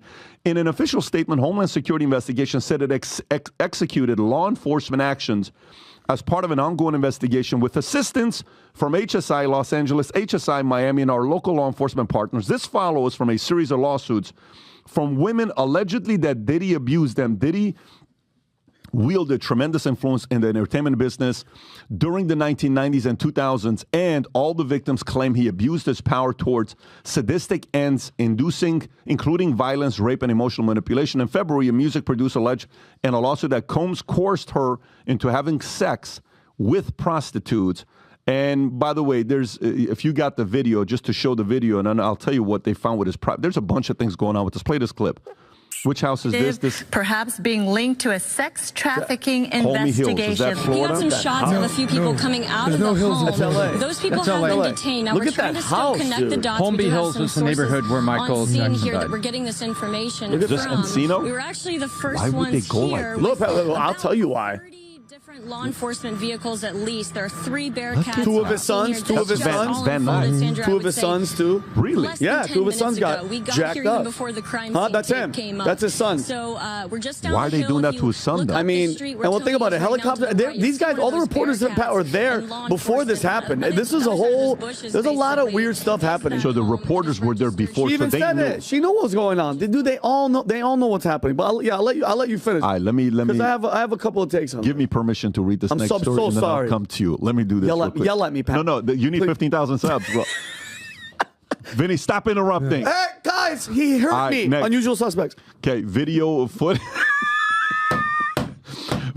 I would never interrupt PBD on the Saucecast. Never. Which I'll be speaking about today at 4 p.m. Okay. But there we go. So video footage, Christian and Justin Combs in handcuffs, which is what you just saw right now. But Diddy's private jet tracked to the Caribbean island of Antigua. Rob, if you want to pull this one up, which Diddy's private jet, Gulfstream 5, owned by Love Air LLC, was tracked to Antigua amidst raids on his L.A. home. And according to TMZ, the jet, which he has used for years, landed on the island, although it's unclear if Diddy was on board. Despite the raids, Diddy was spotted at Miami, Opa-locka, executive airport town we've used, obviously, pacing around the customs office. Reports suggest he was waiting on companions being questioned by federal agents. One source mentions he was said to be never cuffed or taken into custody. The raids conducted by Homeland Security as part of a sex trafficking investigation. So, Vinny, what do you have going on here? And again, this is all allegedly, just like with the terrorist attacks in Russia. Everybody's like, you gotta wait, you gotta let the smoke clear and see what's happening. But if you were gonna ask me, like, it seems as if, well, and by the way, you know that the jet went to the islands. It's weird. Sex trafficking allegations, blah, blah. You go next to the islands where Epstein's island was. It's kind of weird, which the country has no extradition treaty with the U.S., so he can't get sent back here. But anyway, I think, this is me personally, people, when it's set up like this and they're grabbing people and the FBI and everybody's involved, I think people are looking for the tapes, okay? Think about all the footage that Diddy has on all these huge public figures who have been in his home during all these types of sexual acts, including minors, and people are panicking. Remember the Rodney Jones story that we talked about? PBD he brought him to court and was not disputed by anyone. Drugging minors, blackmail, sexual abuse, money laundering, sexual harassment. I'm telling you right now, with that type of like assault and and they hit every single house, they're looking for, he's going to be the fall guy. They're looking for all the shit that he has just in case it comes out. Okay. So what you're saying is, you're saying that this is more the powers that be. This is more of he's like an Epstein guy that's held a lot of people accountable because he has videotapes on them with 100% blackmail. He's the guy, like he's the guy that had all the wildest parties. Think about this. He's the Epstein of hip hop and all these fighters. And I'm telling you, since I was young on the East Coast, he was that guy, and he's been that guy forever. There's a really weird relationship, and you guys could look it up. Clive Owen and him and all these people and all the deaths and all the Whitney Houston involvement when Whitney Houston came in and gave, I think it was Jennifer Hudson, a note, and she was trying to expose them, and then she drowned killed herself, whatever that you want to call it. But I think it's a blackmail operation. But the question is for who? Like, he didn't come up with this stuff by himself. He's a puppet, but who's the puppet master? And who knows? Because they're not saying he's on that jet. But what if they put all the shit, all the tapes, all the information on the jet, and they got rid of it? Rob, it's weird to hit every single spot at the same time. Rob, can you do me a favor? And Tom, I'm going to come to you next on this. Rob, can you pull up for me 50 Cent's Instagram account, and then also if you can get that Cat Williams video. While you're doing that, I'm going to kind of show you guys a brief history of Diddy's history of controversies and allegations. This is according to Rolling Stones magazine, okay? So CCNY tragedy, 1991 celebrity basketball event organized by Combs at CCNY ends in tragedy with 9 dead. Overcrowding and inadequate security blamed. Combs settles lawsuit with victims' families. Jake Robles shootings in 1995. Altercation outside Atlanta nightclub leads to Robles' death, implicating Combs and Suge Knight. Conflicting account emerged. Combs denies involvement in the shooting. Attacking Steve Stout, 1998. Combs assaults Steve Stout over disputed music video scene, leading to criminal charges. Combs admits wrongdoing, sentenced to anger management class. Club New York shooting, 1999. Altercation in Club New York results in gunfire. Combs and Shine implicated. Combs acquitted. Shine convicted. Combs accused of bribing his driver. Scuffle with J. Cole, 2013. Allegations altercation at MTV VMA party involves Combs, J. Cole, and Kendrick Lamar. Conflicting reports about the abuse, about the cause. Both parties deny a physical fight.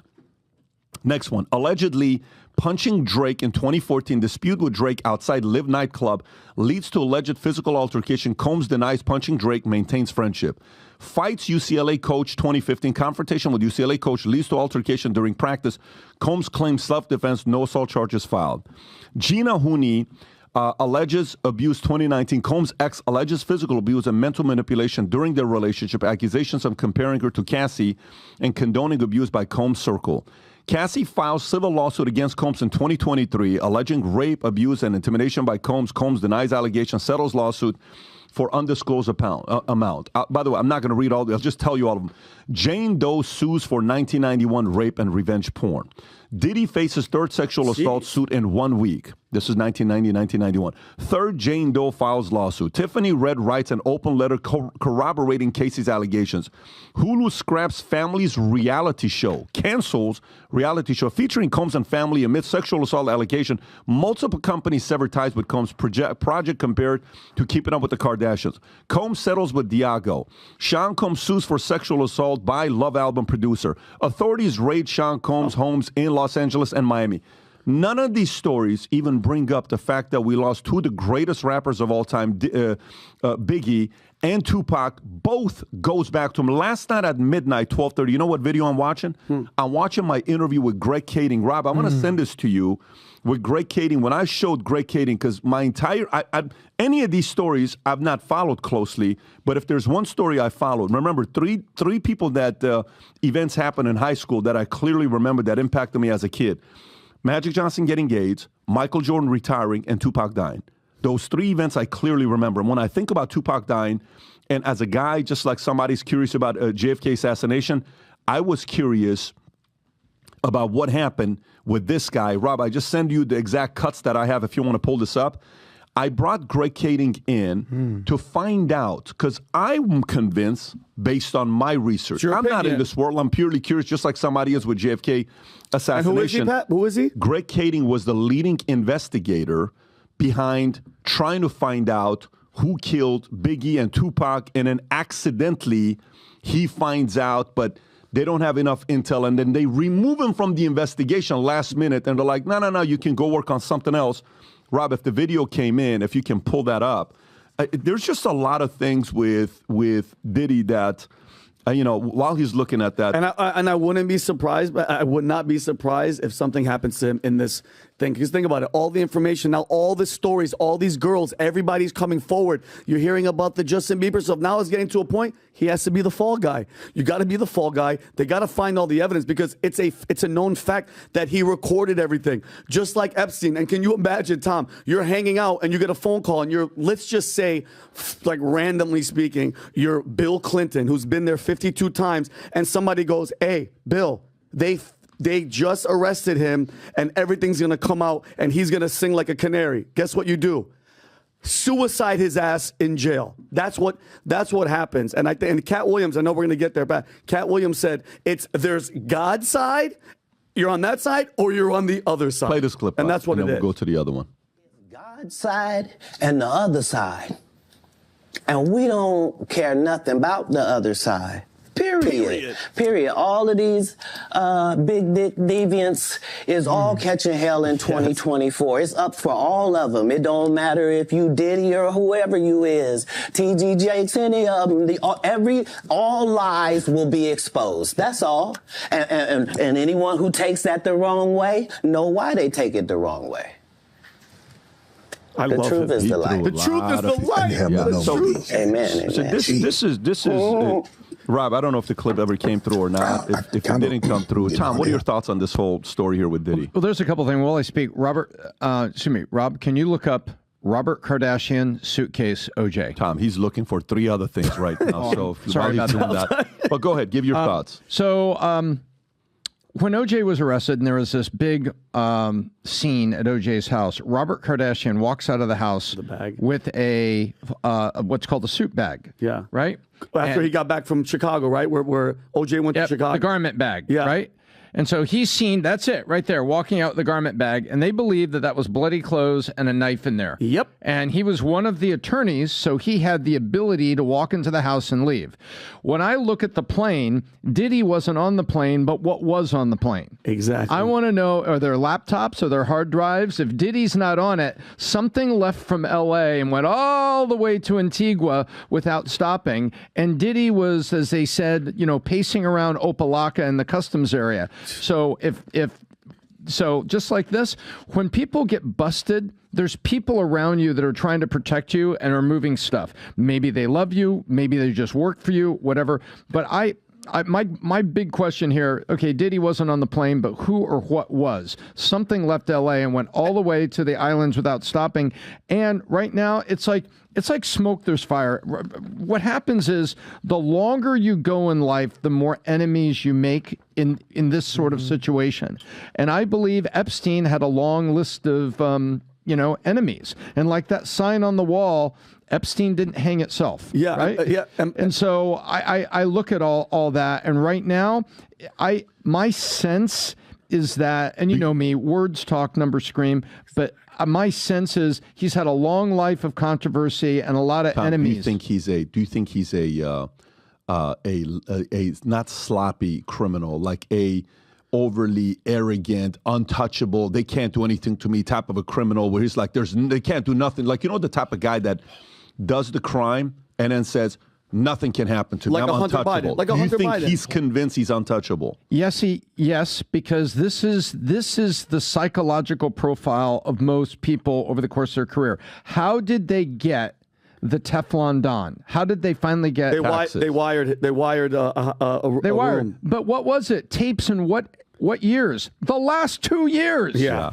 When he was arrogant and he was sloppy and he said things and they got it on the wiretap. Yeah. They didn't get a lifetime of evidence on him. They got the last 2 years where he was sloppy and arrogant because you've been going so long getting away with it. You're not as careful as you were in the beginning and your enemies list is big. Well, I appreciate the OJ reference, Tom, because when I heard he was on a plane taking off to Antigua, I was like, oh, shit. It's like OJ. I've seen this before. Yeah. Well, we'll see what happens the there. white Bronco on the LA freeway. Yeah. So if you recall, this was about 2 weeks ago. There were more stories that came out about Diddy on the Tim Dillon podcast. Yeah. Vinny, 100% guilty. I was like, Vinny, great. Yeah. Tim Dillon, quiet for whatever reason. It's looking weirder and weirder and weirder. But listen, if you know anything about hip hop, if you know anything about rap, what's the record label that Diddy founded? Bad Boys. He's a bad boy for life. He is. We all know that. Yeah. What does that mean? Talk about Suge Knight, talk about Tupac. Oh, he's a gangster. Could he end up on Death Row Records? Yeah. We'll see what happens there. Death Row, really? Exactly. So, the Me Too situation, the reason that I wasn't like, he's definitely guilty is because there's a spectrum on this. On one hand, you have the Harvey Weinstein stuff, the Bill Cosby stuff, the Jeffrey Epstein stuff. Pretty fucking guilty. Yeah. And then you have the other stuff that's like, I don't know about that, bro. Andrew Tate, Johnny Depp, innocent. Russell Brand, I don't know what's going on there. Yeah. So there's a slippery slope with this. So, on the Tim Dillon podcast, I was like, look, I'm not saying nothing. I've been to some of these Diddy parties, bro. I'm not trying to catch on invite. Here's the reality of what we don't know, nobody knows. I live in Miami. I've lived in Miami my entire life. I've been involved in the Who said they've been through some of the Diddy parties? I have. Oh, okay. He has. Okay. Yeah. And I know girls that, so I have firsthand knowledge from girls that are like, Vinny, you have no idea. And I was like, I don't want to know. So here's the deal. When you go to these parties in Star Island, I've been on Star Island before, told that story about Demi Moore. There's certain places you can go within the house. Of course. Or in the backyard where the party is. You don't get invited upstairs to the master bedroom. So you don't know just because you went to a party. I've been to the Playboy Mansion a few times. I was like, oh, cool, the grotto, go. I'm like, oh, what's up with the mansion? Yeah, you're not going in there, buddy. Yeah. Sorry. So you don't know what's going on in there. I've gone out with the Ciroc guys, the Rock Boys, plenty of times. Diddy's been in the club plenty of times. You don't really know what's going on behind the scenes. What we do know is something very weird happened. It went from startup to entrepreneur. Do you ever seen the video of what Diddy makes the call? It's the most famous video. Yeah, he's like, course. Yo, nobody can stop me. I want this like hungry entrepreneur. I was like, dude, whatever he's on, I want some of that. Hungry, Adrenochrome. viable. There it is. Entrepreneur, producer, rapper. I'll be missing after Biggie. Mogul, Ciroc, billionaire, and then sexual deviant. Where did this all come in? Rapist, sex trafficking? Where did all it come in? I think you're right. At some point, the power will go to your head. By the way, speaking of power, do you know who Diddy's mentor is? Clive Owen? Nope. Who? Roll the tape, Rob. You've interviewed him. Who's the guy? His mentor? Ray Dalio. Really? Ray Dalio is Diddy's mentor. Why? How'd this happen? They were both on some list, top 100 influential people, whatever it was, years ago. So Diddy's real name is what? Sean Combs. C. Dalio, D. They're next to each other in line. They become friends. Look, I'm not saying anything that Ray Dalio did. Zero. I have no clue. But Ray Dalio is his mentor. At some point, what kind of conversations they have. The bottom line is... Where are you going with all this stuff? I'm trying to track, are we getting to a place? Yeah, like, were you naked in a room in a bedroom? Are you saying that Ray is linked to something with... I'm not saying that, but I'm saying... Like, I remember this interview. I watched this interview. I think Ray is... Ray is one of the smartest guys when it comes down to money. Yep. And he's probably getting close to him to learn. Anybody would love to go and learn from a guy like Dalio. I don't put anything with Dalio on this list. And we had a very interesting conversation that was extremely heated, but I think he's nothing involved in that kind of a mentor. Financial mentor is different than life mentor. Sure. Yeah. I want to categorize that because there's a big difference there. Fully embracing. Dalio also raised $100 million from multiple celebrities to go in a fund. Yeah. And so he sees a guy like that. Hey, have you ever thought about investing in stable money? Are you anything else? Because I want to move on. I'm not correlating the two. I'm just saying if someone is your mentor. Because you've been going for 5 minutes. I'm trying to see where else are we going. I'm stating Tuesday. Okay. No, but go ahead. So Ray Dalio. What else do you have after Dalio? Well, you cut me off. I have no clue where I'm going at this point. What I'm saying is, look, because when you're going, I'm trying to follow to see where you're going with your point because I'm trying to climax. Okay. And I feel like we're doing foreplay for 6 minutes. Here we go. Let's go. I want some penetration here. Let me climax all over Diddy right now. The reality is this: it's a spectrum. When we talked about the Tim Dillon podcast, Vinny was like 100%, 100%. Cool. I still believe cool. In my mind, this is where I'm at. And then, Rob, I sent you some results of a poll. This has now gone from being accusations, the Tate stuff, the sex trafficking stuff. We've all learned they hit you with the sex trafficking stuff, the sexual allegations these are two different stories. No.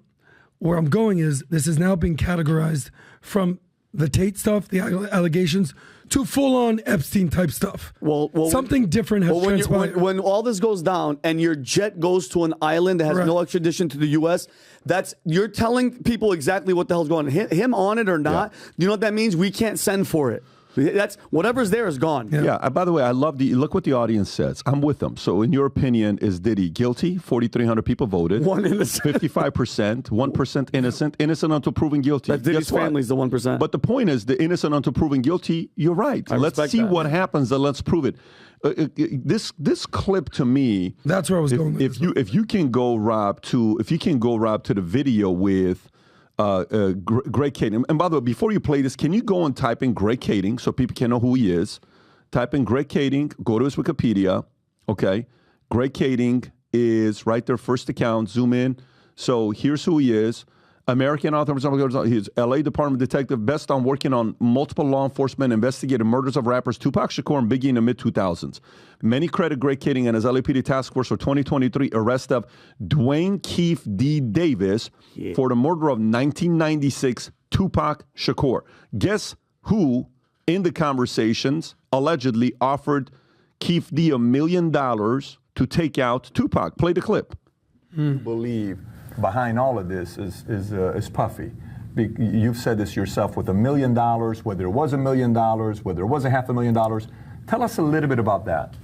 What I believe happened with Puffy was that, again, I don't think he wanted this conflict to get worse than it already was. And if he could figure out a way to quell that, he would.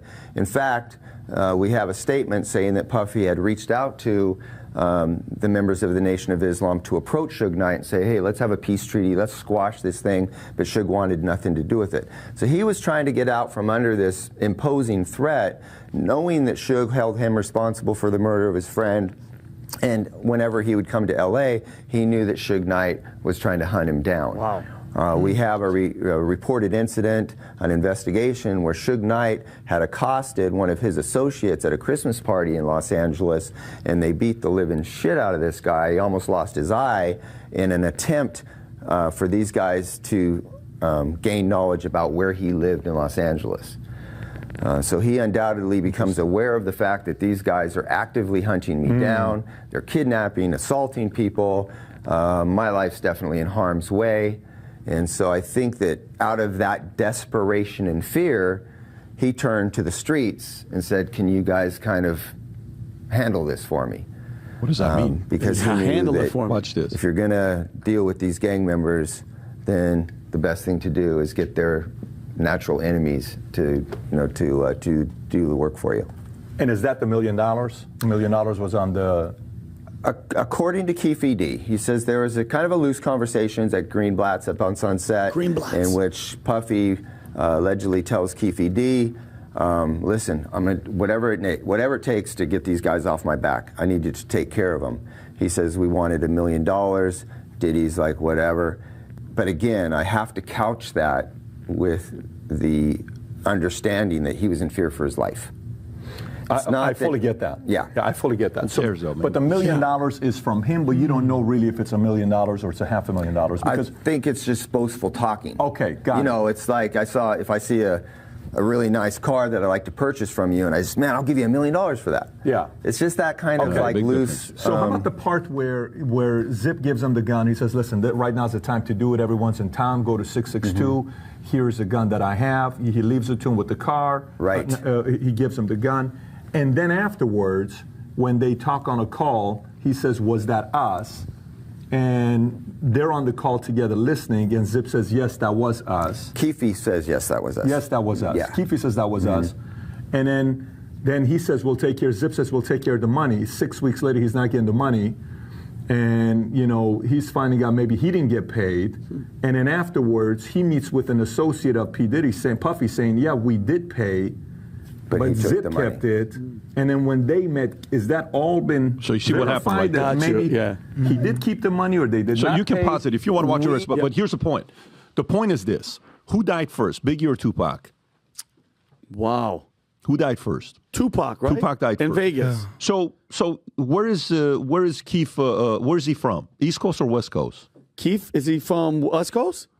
Keefe is who called Keefe? Diddy called him. Diddy called Keefe. Why did he call Keefe? Why did he call Keefe?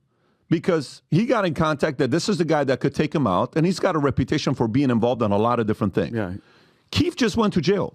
According to AP News, can he go up? I think 2023 he went to jail, Rob. If you can go When did Keith go to jail? Very recent, right? A couple months ago. So here's a guy that goes to jail. Tupac murder trial delayed. And anyways, there's an AP News that Keith gets arrested. So, but why would Keith kill Tupac? Why would Keith go out there and why would he do that? Why would he go do something like that? Would he do it for free? No. What is his animosity? A guy like that is going to do a job like that based on what? Go to his profile. Okay, right there. Last living suspect of 1996 drive-by shooting of Tupac Shakur, indicted in Las Vegas on murder charge. But why would he do that? What's his motive? Money? It's either because Tupac said something about him, which he didn't, or it's because he's getting paid 100%. To go take somebody out. So who paid Keith? So why is Keith going, but the guy that paid Keith is not going? Where is that involvement? So my interest, as much as these stories we read about, I still want to know what happened to the greatest rapper of all time. And I'm not happy with what this guy did. I think he took out both. Again, I don't know the exact. It's my opinion. I think this guy, based on what I've read and the investigation I've done, I think he was behind both Biggie and Tupac, and that changed the dynamics of hip hop. And I don't know. I'm not a. I don't even follow any of these stories. My pure interest was with what he did to Tupac and Biggie. And I'd like to get to the bottom of that because the guy's still around. I want to know what this guy did to those guys. Yep. Not a fan of what this guy did either, by the way. Yeah. Just some food for thought about hip hop. Like for our younger audience, under 30, I don't know if you guys have any idea how big that East Coast, West Coast beef was in the 90s. Communism had just failed. It was no longer communism versus capitalism. It was pre-2000. It wasn't as contentious as it was Republicans and Democrats. That wasn't a huge narrative at this point. Eastern, Western civilization, clash of cultures wasn't a thing really until 2001. In the 90s, East Coast, West Coast beef, Suge Knight, Diddy, Puffy, Tupac. Talking shit at the Source Awards. Come to death row. It was the number one beef in America. It consumed us. Yep. So everything that's going on there was the biggest story in the world at that point. Yeah. So apparently the CIA, there's a big story that came out where the CIA was involved with making gangster rap gangsters so they would kill each other. That was a story. But anyway, look, the point is, obviously, we're watching all this stuff to see what's going to happen with Diddy. But this guy's got a rap of just doing a lot of shady. I mean, it's unattractive, and even the demeanor. It's not hard to watch someone's demeanor on how they behave, and how they do certain things. We'll see. I mean, again, innocent until proven guilty, but there's something going on right now. We'll see what happened there.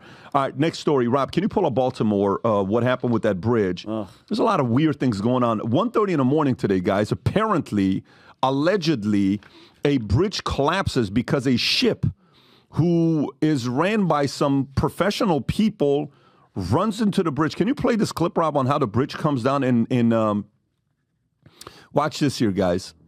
Go back a little bit. Watch this. Boom. Slow motion. Oh, my God, bro.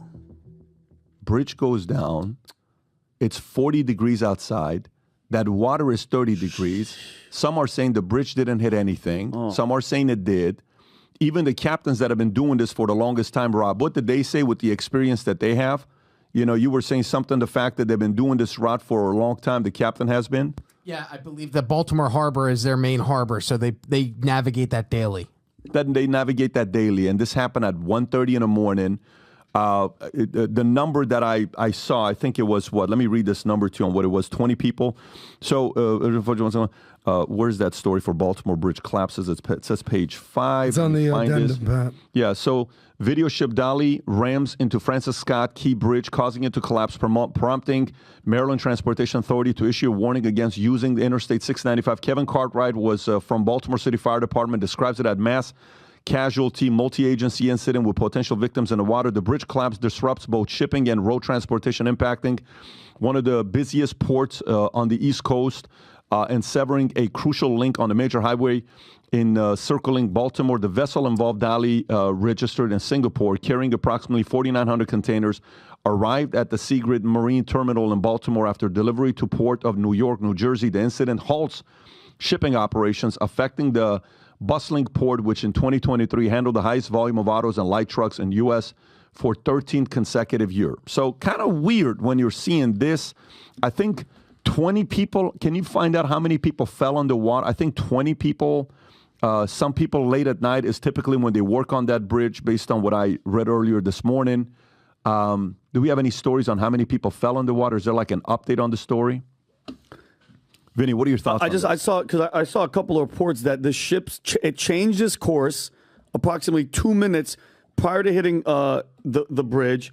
The lights go out twice right before it goes on. Some people, I mean, and again, we don't know, but some people are saying it could be a cyber attack. This is the most traveled cargo for like cars and all that stuff. Yeah. This is going to disrupt this path horribly. Like something at this magnitude, it doesn't. I don't think this is like a whoops.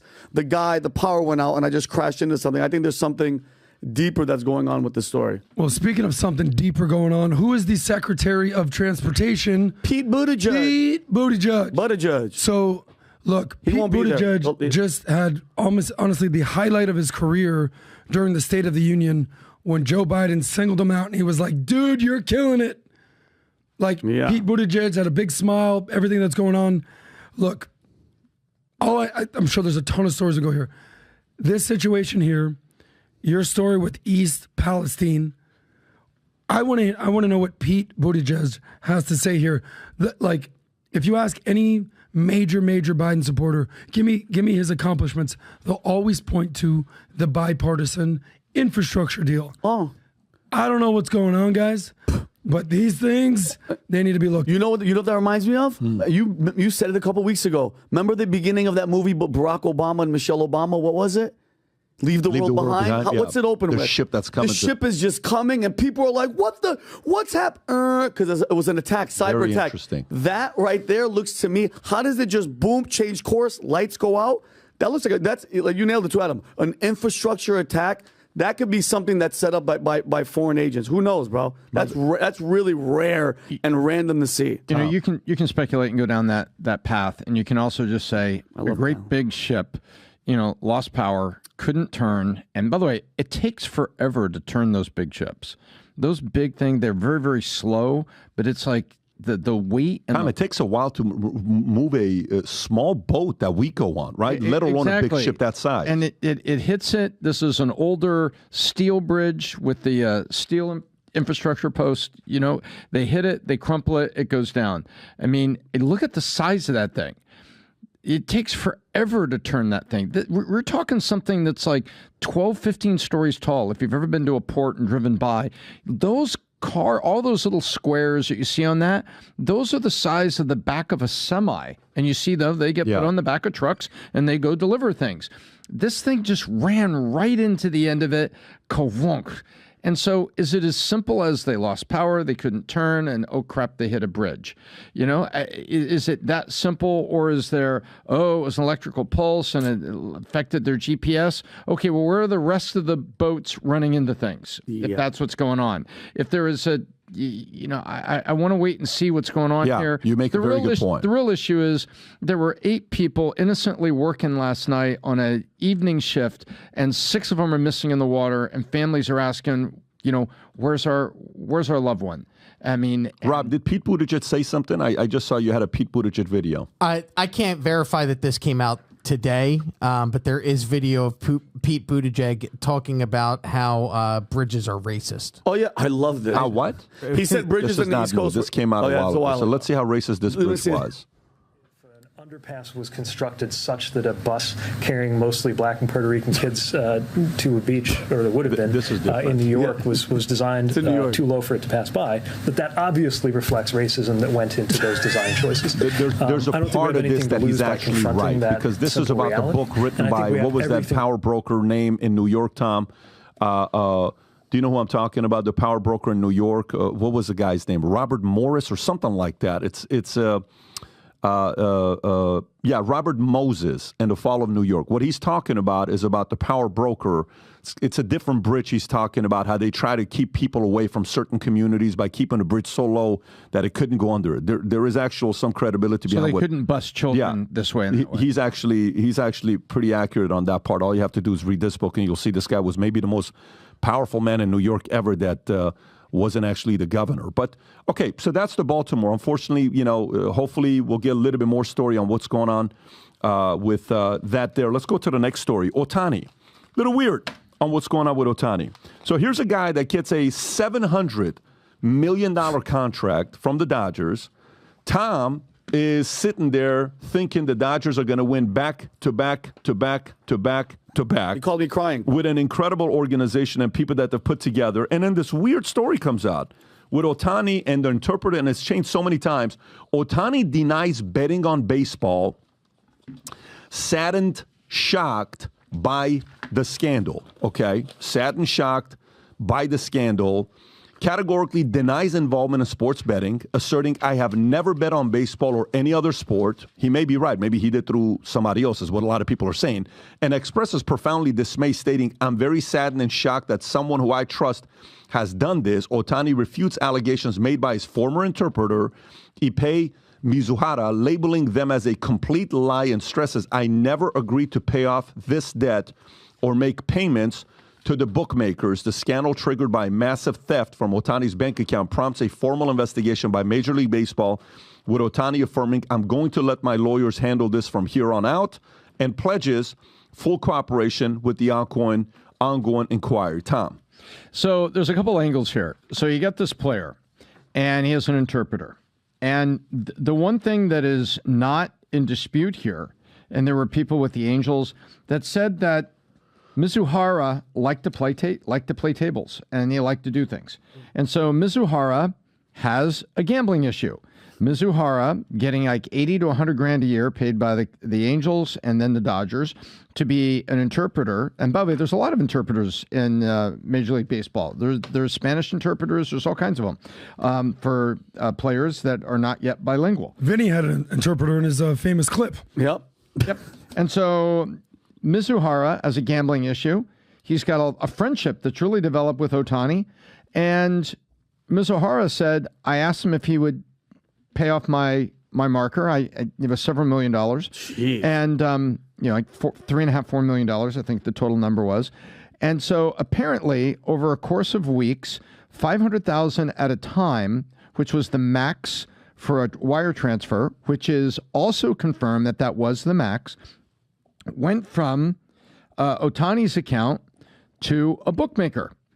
So option one, Ohtani felt bad for his interpreter, who now he has a friendship with, and paid his gambling debt. By the way, that's happened before with a lot of people. However, in baseball, you're supposed to be like light years away from the gambling establishment. So there's option one. Option two, Mizuhara and Ohtani were gambling together, and Ohtani was paying for their bets. Oh. So option three is Ohtani said, hey, the guy got close to me and has paid off his gambling debts. It's a lie. So the one in the middle is missing. What we're having here is Mizuhara says, my friend paid off my debts. Ohtani is saying, no, I found out later that he got access to my account and he transferred it. The problem I have with Ohtani's story, Pat, is it was multiple transfers over 3 weeks. And what is he gambling? Like, I get it. So if you stole it from somebody, wouldn't you notice, or the business manager say, hey, Ohtani, what'd you buy? You buy another Ferrari? Why? Yeah. 500,000 just went out. Oh, there it goes again. 500,000 went out. Wait, it's 3.5 now. Are you making payments on a Varun? No. Yeah. So Ohtani is saying, nope. My lawyers will talk to Major League Baseball. I want nothing to do with this. I'm here to play ball. And this guy stole from me. Mizuhara says, wait a minute. I'm just saying that I had a gambling problem and Ohtani paid my bets. And we're going to find out, hopefully, from Major League Baseball. However, Major League Baseball doesn't have the best track record with gambling. Major League Baseball is very good at protecting Major League Baseball. Major League Baseball frequently leaves players and owners out swinging in the wind when things happen, and sometimes takes steps that are kind of outside the lines. I mean, we've seen that happen. So I think there's something that's really got to come out here. And my gut, Pat, is that the Mizuhara story is probably the one. Hey, man, you got to help me with my bets. We've been friends like 8 years and everything. What? Oh, my gosh, this is expensive. Well, I'll transfer it for you. I can only do 500,000 at a time. Got it. I pay it off. Yeah. What do you think? So you make very good point. There's a couple weird things here. when you look at this. And I was looking at a bunch of different things and reading a bunch of different things. So Ohtani, first of all, says he doesn't speak English, but he does. Okay? Mm-hmm. So the interpreter is there, but he speaks English. So Rob, you can Google this and say, does Ohtani speak English? Well, he actually does speak English. Choppy, but yes. Yeah. The interpreter says he went to UC Davis and got a degree there, but no, he never went to UC Davis to get a degree, the interpreter. That was fabricated, so it's not a true. Right here, there's a story from Sports Illustrated. Ohtani can't speak English, but he is more comfortable in his first language. Normally, he has his interpreter with him whenever he addresses a more American audience. However, during his acceptance speech for his MVP award last night, Ohtani surprised everyone and spoke in English. And by the way, that was 2 months ago when he said that, right? Next, these two have been friends since they were kids. Like literally, they've been friends since they were kids. Mm-hmm. And Ohtani, strangely so, was at the March Madness game in 2019. That is 5 years ago, right? So why was Ohtani at March Madness game in 2019? Some are saying, well, you know, March Madness is all about gambling, and maybe he has this and he has that. Okay, no problem. That's totally fine. Last but not least, the way to look at it, Pete Rose reacted to this. Rob, do you have the clip of Pete Rose reacting to this? If you don't, let me send it to you. You should be able to find it on Twitter. If you just type, right there, that's the one right there. Go ahead and play that clip. Watch this. Hey guys, Matt Thrash here, enjoying some March Madness with my great friend Pete Rose. And we were talking about the current goings on in baseball right now, and Pete wanted to mention something. Well, back in the 70s and 80s, I wish I'd have had an interpreter. I'd be scot-free. He would have been there. free. You have it from the Hit King. So here's now where Major League Baseball is in a pickle, okay? Because you potentially have the modern-day Babe Ruth. Closest thing we've ever had to Babe Ruth is Ohtani. Correct. Okay? The guy can pitch and win a Cy Young, and the guy can hit and potentially win a Triple Crown. Wow. This is a very weird type of an athlete, once in a lifetime. So guess who doesn't want to lose a guy like this? The Major League Baseball doesn't want to lose a guy like this. So if you investigate this and all of this stuff comes true that he did, what are you going to do then? Are you going to suspend him for a season and have the league lose him for a season? Maybe, maybe not. What did you do with the Houston Astros? Did you ever take the World Series away from them, Rob Manfred? No, they didn't. You never did, right? You punished two coaches and you let the owner go. And all the players. What do you mean everybody? But they kept, and he knew, right?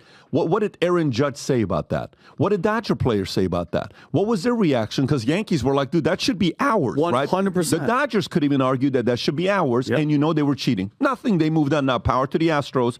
Respect to them. They came back and they won afterwards, saying, no, we are really a good team. You got to salute and say, great, you proved your argument, whatever. A couple guys left, but, you know, for the most part, the little guy Altuve. 100% cheater. Yeah, 100% cheater, but he won a couple. He won once cheating, and he won once not cheating. So it is what it is. So, but this could be a little bit tricky, because if they know all of this stuff happened and everybody else knows, and they do nothing to Ohtani may be the reason why Pete Rose ends up in the Hall of Fame. Oh, that'd be so great. That would be the weirdest thing on where the MLB has to sit there and say, hey, you're going to do this, but you're not going to put Pete Rose, the all-time hits leader in the history of baseball that would always jump and slide in face first. You're not going to put that guy in there? Okay, what's the difference? But there's a lot of weird things going on with this. I'm very curious to know how Manfred's going to handle this entire situation. Adam. Here's my biggest beef with the MLB. Like now, I do not even watch baseball at this point. I love basketball. That's what I watch. I'll watch, some football. Maybe I'll watch the World Series. Growing up, dude, 86 Mets, forget about it, okay? Then I grew up in Miami. Marlins, 2 World Series. New franchise, amazing. Since the steroids era, arguably dozens and certainly top 5 players are not in the Hall of Fame. Pete Rose is a top 10 player of all time, not in the Hall of Fame. Barry Bonds is a top 5 player all time, not in the Hall of Fame. Mark McGwire, what they did for the sport with Sammy Sosa during that home run race, what was that, 1998? Ridiculous. Rafael Palmeiro. We had Roger Clemens here on the podcast. I don't think he's in the podcast. Hall of Fame. Is he not? No, he's not. Okay. These are the greatest players of our generation. They've signed our walls here, not in the Hall of Fame. Pete Rose should be in the Hall of Fame. So let's say he is found guilty of something. Mm-hmm. He is arguably the Babe Ruth of this generation. Hitter, pitcher, beast. Now, this guy doesn't go in the Hall of Fame. Something's very weird with baseball. Very freaking weird that the best players don't end up in the Hall of Fame. All right, so there you have it, Tom. Final thoughts, baseball. I think you got to let it play out, and this is when sports gets dirty, which is incredibly disappointing. But we're going to let it play out. On a good note, on the other side, Trevor Bauer is making progress. He had a game recently where he went up against the facing the Yankees. Obviously, it's not Major League Baseball, but he was pitching 96, 98 mile an hour pitches, nasty slider, 3 scoreless innings. And he's trying to prove a point that listen, man, put me in, coach. I'm ready to play. Pay me the minimum $720. Just give me a shot. And I know a couple teams. I know one specific team that would benefit from having a guy like this on their team. But we'll see. We'll see what's going to happen there with that. Let's move on to the last story before we wrap up. Okay, so Daily Wire announces that they fired Candace Owens. Commentator Candace Owens is fired, with Jeremy Boring puts the tweet out there that this announcement was made, and the world lost their minds. And some say, well, we knew this day was coming. There's no way in the world this was going to be kept the way it was handled, wasn't fair, wasn't this, wasn't that. But let me kind of read it to you here. There will be no more Candace Owens at Daily Wire amid claims the conservative commentator promoted anti-Semitic rhetoric. This is New York Daily News, by the way. The right-wing political website announced Friday it has severed ties with Owens, known for support for Trump and Kanye West, famous for their own controversial comments. Daily Wire and Candace Owens have ended their relationship. Co-founder Jeremy Boring wrote on social media, and Owens puts out there saying, I am finally free, she said in recent months. Owens cited a firestorm of backlash with her anti-Semitic commentary about the United States' role in the ongoing war. Look at the words they're using in these anti-Semitic. They love that word. Owens also floated claims that with a small group of Jewish in Hollywood and Washington, D.C. were involved in something sinister. Okay, so now Newsweek. Keep in mind how they're all reacting to this. Candace Owens says she cannot be silenced after the Daily Wire exit. Daily Wire CEO blasts Candace Owens after Christ is King. This was a little bit of a weird tweet, Rob. Can you pull this up of Jeremy Boring, that Christ is King, and is this the one? Yeah, so how is saying Christ is King anti-Semitic, says the CEO, Jeremy Boring of Daily Wire. We've had him on. I actually really enjoyed the conversation we had. The same way anything becomes anti-Semitic when it is used for the purpose of expressing anti-Semitism. It's like asking, how does a shovel become a murder weapon? When it is used to murder someone, this isn't hard. A shovel is not innately a murder weapon. Saying Christ is King is not innately anti-Semitic. It's all about how a thing is used. Saying eat some cornbread is not racist if I say to my 3-year-old when she is refusing a dinner. If I start saying it to a response on X post by black commentators I don't like, it has taken on a meaning beyond what is innate. In other words, it is connotatively racist, not how do you pronounce that word? Denotatively? Denotatively racist. So too, Christ is King may be anti-Semitic in connotation while not in denotation when it is used to express anti-Semitism. When did this become so? It has always been so. It is so, yes, innately. Additionally, saying Christ is King for an evil purpose, like using it as a weapon to express your, I mean, it's just what like, the hell you could have stopped a long time. That's a ChatGPT. That's asking ChatGPT. So that's asking ChatGPT. Anyways, I haven't commented on this. I'll give my thoughts here. Vinny, what are your thoughts about what's going on here with Daily Wire and Candace Owens? I just think, like you said, and listen, let's all be honest with each other. I still, to this day, have not found one person, not one, that can have any critical, negative thoughts about what's happening with Israel and Palestine and not be thrown under the bus and considered an anti-Semitic. It's as if Israel can't do anything wrong. And if you do say one thing about Netanyahu or you say something about the tactics, it's automatically you're anti-Semitic. What's happening, that Rabbi Shmuley, who is just, the more and more he speaks, the more and more people are turning away. Look at this embarrassed. This is the video that he made. Okay, by the way, he's a rabbi, and I wanted to ask you, Adam, because I literally, genuinely have zero idea. I'm a Christian. Our priests are, they're not allowed to be involved with writing sex books or selling lubes or whatever the hell his sex shop. Play this clip. First, see this clip, This guys. is what he does. Hi, everybody. Purim is a day of celebration. We feel bad for Candace Owens that she lost her job. So I figure, with her image of what Jews are supposed to look like, why not at least validate her? I am dressed up as a Candace Owens Jew. Now, this is not a Christian child, this is a Jewish child. But if it would be, I got my Christian blood. What a disgusting spicy, guy. delicious. I got my Jewish nose. I have filth, because Jews are all filth. And more than anything else, what does 80 have? Money! Yeah, we Jews are all about money! All about the Benjamins. Wait, all about the Benjamins. Wait, I'm getting a little bit thirsty. Where's the matzah? I don't want to finish the whole thing and not mix it into the matzah. So can someone just bring me? She did say, one second, she did say that I was getting, What a weird liked that process, tweet. by the way. It's kind of disturbing. You go on the bottom on the clip, there's videos of him grinding a 12-year-old boy sitting on top of grinding boys. Like, by the way, those kids, what do you think those kids are saying and thinking? And it's like, bro, if you followed what Candace was saying, if you followed this entire story, all she was asking was questions. And she was also saying, you know what? What's going on? When is enough? How many innocent children have to die? The fight that this guy's been going after Candace, because, again, you cannot say anything. You cannot Rob, be critical. can you pull up the clip of how this got started? I think this got started with Ben Shapiro being recorded on camera. Yep. Standing on the table. Standing on, I don't with know the where shoes he was. on. Can you pull up that clip? I think that's how this whole thing started. I don't know if you'll find it or not. While you're looking for that, Tom, what are your thoughts about this here? So I don't want to talk about that rabbi and that disgusting caricature that he portrayed there. If anybody did that about any other group in any other way, you'd be subject to such response and even attempts to cancel and all that. So let's set that aside. I look at it this way. Jeremy and Ben run a media company. They're the bosses. They employ Candace. Candace does her shows. Jeremy and Ben have positions on things in their media company. Candace ends up counter to Ben on some positions. The CEO can say, you know what, Candace? You have the freedom to say what you want, but on our show here, on that, I disagree with you. And you know what? I disagree for the following reasons.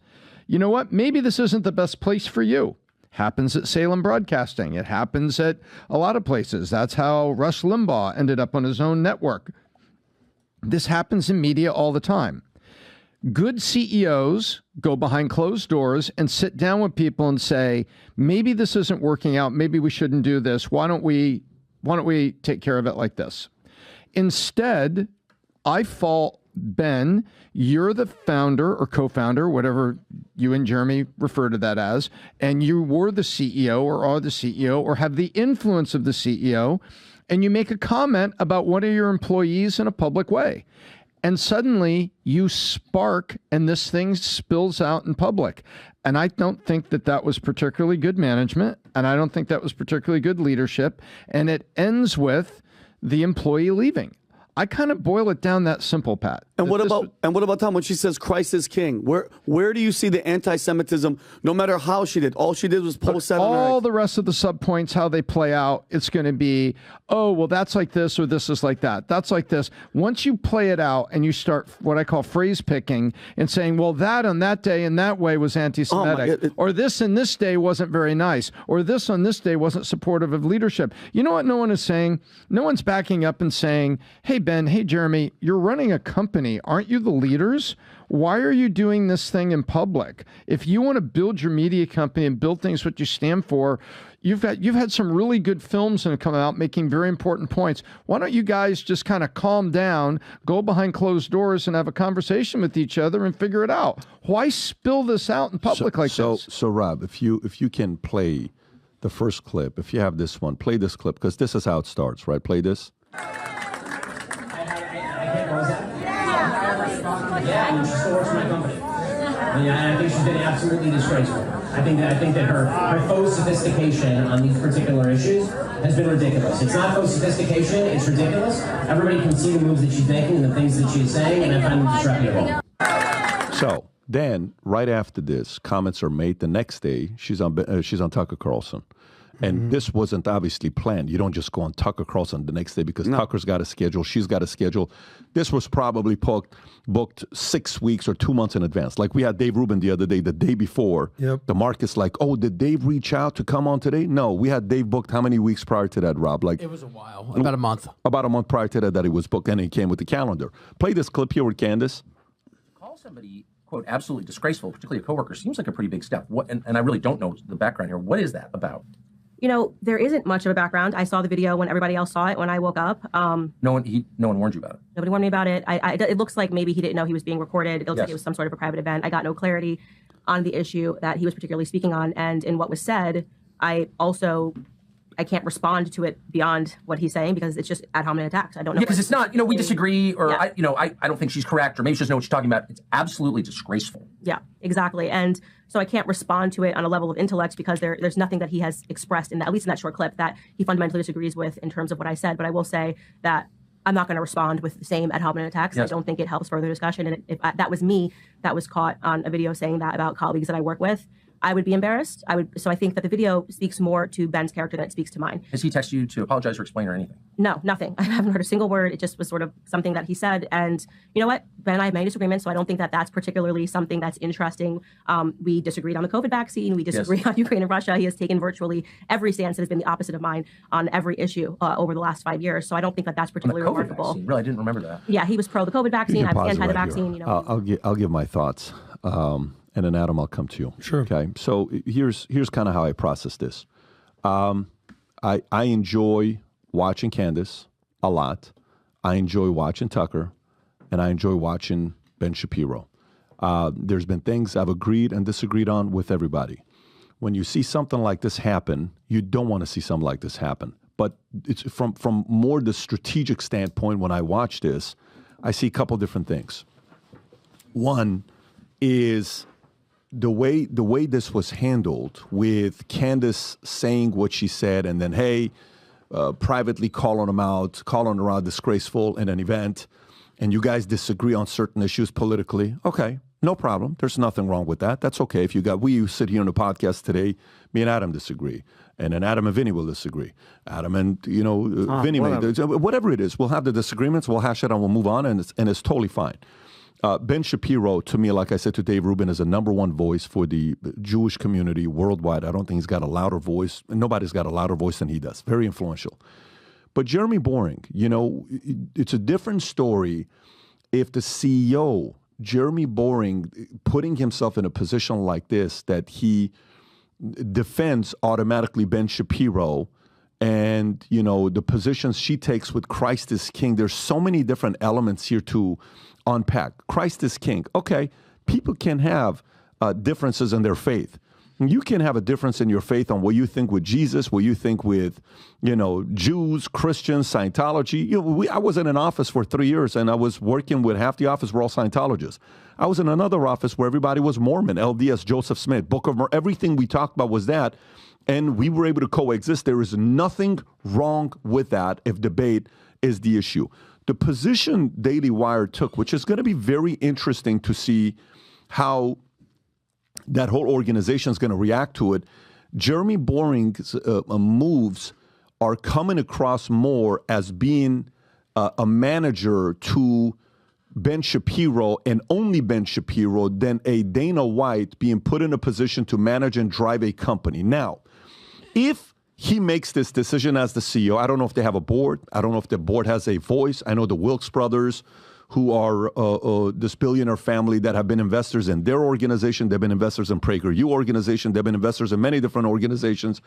Their faith, if I'm not mistaken, the Wilkes brothers, Rob, if you can pull them up, I think they're one of those, what's that, not 7 Day, but Tom, the Jews for Jesus organization, which they're... Messianic Jews? It's called the Assembly of Yahweh 7 Day, which... 7 Day Adventists? Which they are Jews for Jesus type of a organization, which these are the founders, these are the investors that are within the organization. When you make a position like that and you're defending Ben Shapiro the way you did, and you're obviously going against anybody that says Christ is King, and one of their talents comes out 3 days ago, I don't know what his name is, he makes a video saying Christ is King is anti-Semitic. Rob, if you have that clip, I know you have this clip, if you can send it to Rob. You watch all of this stuff. This is the one. If you can play this clip, you go on and play this clip. What is his name? Clavon? When I did this, by the way, the priest who baptized me said, Christians won't accept you. You'll still be a Jew. And I said, well, I am. That's my race. I'm a Jew. I'm proud of my race. It's a great race. It's done many, many great things, including write the Bible. And, I am a Jew. But that hasn't happened at all. Christians have welcomed me with open arms, except this Christ the King anti-Semitic crowd. Oh, God. Christ is the King. And one day, every knee will bow and recognize it, because he's not just my king, he's king of the universe. But when you use that phrase to mean that God has abandoned his chosen people, the Jews, through whom he came into this world incarnate, and that he's broken his promises, his covenant with the Jews, you are quoting scripture like Satan does in the Bible. You're quoting scripture. What are you? Let me tell you, that is super heavy. Oh my! That is super heavy when you make a comment like that. And by the way, you know where this goes? Let me tell you where this goes. So it would have been different if Jeremy takes a position to say, yeah, we have different denominations here. Everybody has the right to defend whatever faith and religion they have. And, and by the way, this guy used to be the pastor for, I think, what is the Republican club in Hollywood, Tom? Friends of Abe? Friends of Abe, right? I think he was one of the founders, and he was the pastor of that group, if I'm not mistaken. Jeremy Boring. With Kelsey Grammer. Yes. I mean, Jeremy Boring is within this space, he's a heavyweight on what he did. There you go, Executive Director Jeremy Boring. I think he was their pastor, so Christian. He's well-read on the faith and all this other stuff. So, I don't know. When you handle it that way, what you're pinning your brand as is, I will 100% defend Ben Shapiro, and that is it. And it's going to be very hard for other people who want to coexist. Now, they may well sit there and say, we can lose everybody, but as long as we have me and Ben, we're going to be all right, and we'll go till the very end. Great. It's going to be tough to have other people who want to coexist if you brand yourself that way. It's very difficult. Now, they may also look at Candace, because if you look at their lineup, Ben is considered an intellect. Jordan Peterson considered an intellect, right? A lot of these guys may be considered an intellect. Maybe to them, they don't view Candace as an intellect. Maybe they look at Candace and say, she lacks intellect. She is not as scholarly educated on the history of this and this and that and and and that's who it is. Well, I think America probably relates more to somebody like her and everybody else who thinks they are the intellect, because that is a form of being an elitist if you think everything you do is right and you're not willing to have those types of conversations with others. So I actually don't know the decision they made. However, here's how business works. Tom, you and I know this. If your decisions, say whatever number they have, a lot of people online are throwing around the number that their top line revenue is $200 to $250 million per year. Okay, it's a real business. $200 to $250 million per year. No problem. They got a lot of big projects going on. I think most of them are committed for movies, this, and that. Okay, no problem. Everyone's going to see the effect of Candace Owens, what it's going to cost in subscribership, in dollar amount, in revenue. Maybe they're right. Maybe she's right. Market's going to decide. But if you make too many decisions like this and it's one-sided and you oust the other side, it feels like if I'm going here, I can only be on one side. And if I'm not safe because I could go somewhere else. The series of the way they made their decisions is questionable. But every time you run a business, I'm also on the other side when I run a business, and every decision we make, it's easy to target. Hey, look at what they did with the insurance company. Look what they did, and the Pat's wrong, and this is why they're losing, and people are leaving, and da-da-da. It's so easy to also take shots while you're actually person running the business. It is very hard to run a company. It is very hard to start a company and grow to $250 million, whatever the top line revenue is, and have the employees, and especially in a space that you're giving your opinions. It has got to be super hard, and you're constantly going to be having shots being taken at you, but that's the job you chose to have. The market will look at you and see, if you think this was the right decision to make, let's see how the market reacts to it, and they will with numbers, with subscribers, and dollars. Tom. And that's the market. And I've been very clear. Daily Wire has made some great content, great films that I think need to be made that are very helpful to their audience. What I look at is the how.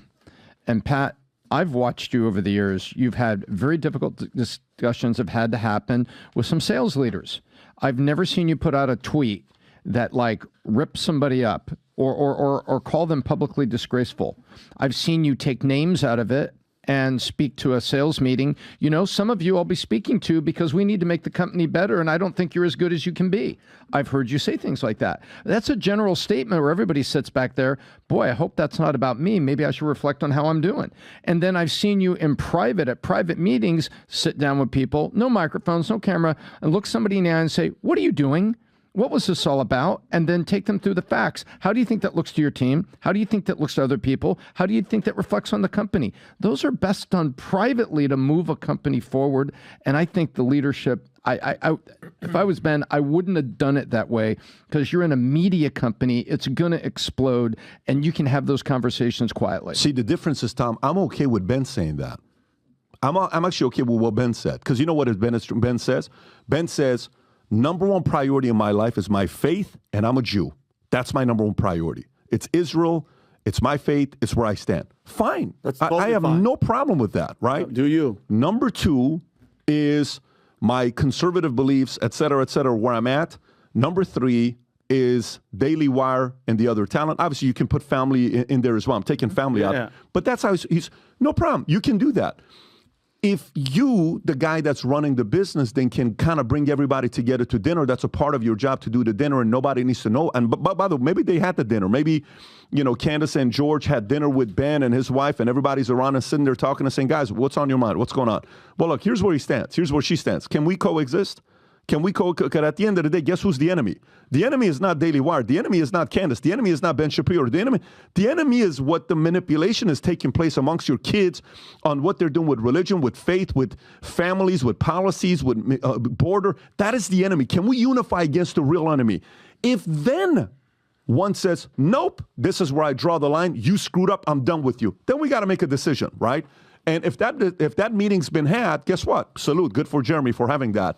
But if that meeting's not been had, and maybe they're having it right now, I don't even know what's. But the point is, it's a little bit strange. But the market will react, and we'll see what they're going to say. See what they're going to say, Adam. All right. Well, we've spent some good amount of time with Candace, and let me just say off top, I've enjoyed my time with Candace. I thought she was great. We've done content, we've done interviews, we did the live podcast. Really enjoy Candace.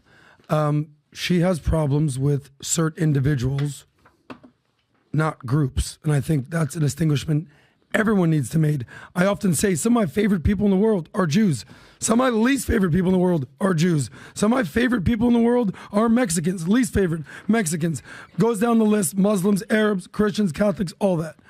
They have problems with individuals. The thing with Ben and Candace. If you would have said Assyrian or Armenian, this shit would have been ugly. We all know about those Assyrians. Right. Yeah. We all know about the Assyrians. They're very hospitable.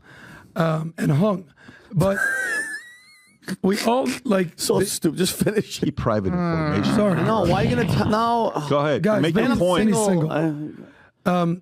We've all seen relationships that publicly, like I'm talking dating, husband, wife, where they're fighting. It's ugly. It's like, if this is what's going on in public, what we see, what in the world is happening behind closed doors? Once the Ben and Candace thing started going on, I think we all knew this thing was not going to last long. It was not inevitable. And what was it? It was the Israel conflict. Well, and I'll get into the policy difference in a second. So, number one, the rabbi situation. One guy, one rabbi doesn't speak for an entire religion. This guy is an entertainer at first and foremost. That's what he is. Shmuley, exactly. What people don't know is that, why is he dressed up like this? Did he just decide one day be a great costume? The current holiday that is going on in the Jewish world is called Purim. Purim is the Jewish Halloween. So this was his cute little Halloween thing. I think it's beneath a rabbi. I think any rabbi of mine should never do anything like this.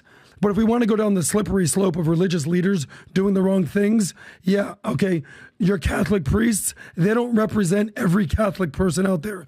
Don't get me started on the imams calling for jihad. They don't represent every Muslim Arab out there. So this guy doesn't represent Judaism or Israel. He represents himself. That's it, period. Number two,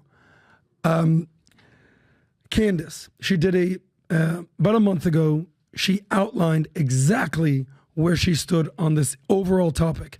And the first 10 minutes, she talked about her entire life. She was surrounded by Jewish friends. My best friend is Jewish. I went to more Rosh Hashanah dinners than any non-Jew should ever go to. My first job in finance, Jewish person. She said she lived and dated with a guy who was Jewish. So I don't think someone like that just goes down to anti-Semite.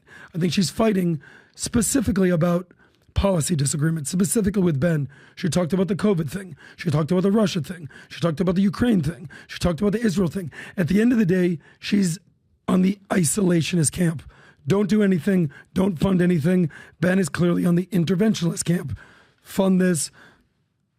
War in Israel, war in Russia. That's what they had a disagreement on. They could not work that out. I believe adamantly in free speech. There's people on this chat right now calling me a gay Jew. Okay? Only one of those things is true, buddy.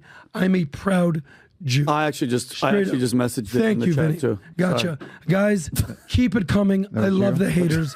I love the haters. Adam, you have 1 minute It's amazing. left. It's fine. I'm totally cool with rhetoric. Where it gets very ugly is when rhetoric turns into actual violence. So, Rob, if you want to show these stats, I don't give a shit what you say, but when we start talking about hate crimes, actual hate crimes, nobody is doing it like how they do to the Jews. You see that big blue number in the middle of the pie? That's the Jewish hate crimes. And where's it? That's worldwide or United States? This is worldwide. Okay. Okay? So there's Muslims in there. There's Christians in there. Yeah, who is the Jehovah's Witnesses. Rob, you can check this. Rob could check it on that. By the way, that's a blurry ass photo. There's a million different stats. Oh, I believe it. I just want to know who it's from so we can tell the audience. Rob could do that. Check that, Rob. So fact check that. I believe it's CNN. Okay. Weird. Well, if they said it, it can't be true, obviously. Yeah, obviously. So I believe that Candace should say whatever the hell she wants to say. I believe you, the haters out there, should say whatever you want to say. At the end of the day, as far as a business situation goes, imagine me sitting next to PBD for 4 years now, and all I talked about was, I hate capitalism, I love DEI, I love wokeness, my hero's Dylan Mulvaney. I probably wouldn't be here too long. And that's what happened with... Wait, wait, you don't... All that is not your... Yeah, that's not my thing. But the straw that broke the camel's back was the one thing. I think calling her anti-Semitic is complete BS, and then searching for shit in podcasts with the Rabbi Barkley when she goes, yeah, the Shmuley's daughter's a hag, and he goes, wait a minute, did you know in 1700 I understand anti-Semitism, but to be searching and digging to make that happen, because that's the straw. The straw was anything against Israel. I could give two shits about what that one rabbi had to say to Candace. But these are one rabbis that cost her job. Okay, it's Shmuley and her in conversation. Rob, roll the tape of all the imams calling to kill the Jews. We're going to be here for the next 10 years. We're talking about Candace Owens. But my point is this. Hey, words are not violence. Separate the two. The bottom line is this. Candace is looking for a new job. I'm sure there's plenty of reputable media companies that would love to hire her. Okay, so here's where we can wrap this story up here with Candace Owens and Daily Wire. Okay, the numbers will dictate if it's a good decision or a bad decision. The reality of it is, Ben Shapiro's, there's always going to be an audience for what he has to say. Candace Owens, there's always going to be an audience for what she has to say. I think Candace is just getting started. I think she's in her, how old is Candace? Early 30s? Like, is she in her late 20s, early 30s? She's early 30s? Mid 30s. 34. Okay, well, good for her. She's 34 years old. She's going to be around for a long time to come. Ben Shapiro, how old is Ben Shapiro? Can you type in Ben Shapiro's age?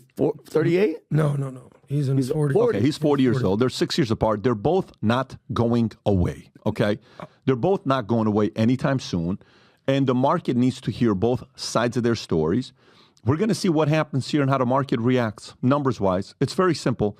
The good news about podcasts and shows and everything nowadays, you can pretty much track on who's doing right and who's not because the data is public. You cannot hide. There's nothing worse than seeing numbers being live and they're growing, or worse, and you're like, oh my God, the market can tell I'm not doing good.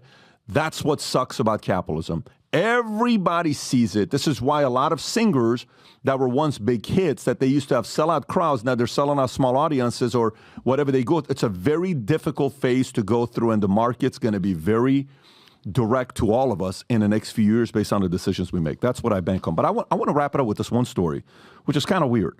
Elevation Church. It's a pretty popular church. If you can pull them up, see who they are, Tom, I want to kind of come to you as well.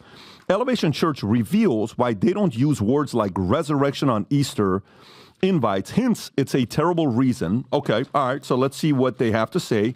Some of you guys know this guy, who he is. If you want to put the senior pastor on who he is, Pro Church Tools recently sat down with Nikki Sharir, Elevation Church Digital Content Director. She is responsible for overseeing the all copy coming out of Elevation Church, 25,000 member multi-site led by Stephen Furtick.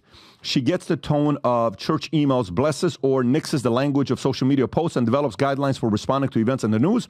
In a wide-range interview, Sharir explains why they don't use phrases in the church. Elevation Church does not like the words like resurrection, Calvary, or blood of Jesus on its Easter invites, as that language will immediately make someone feel an outsider. Can you play this clip, Rob?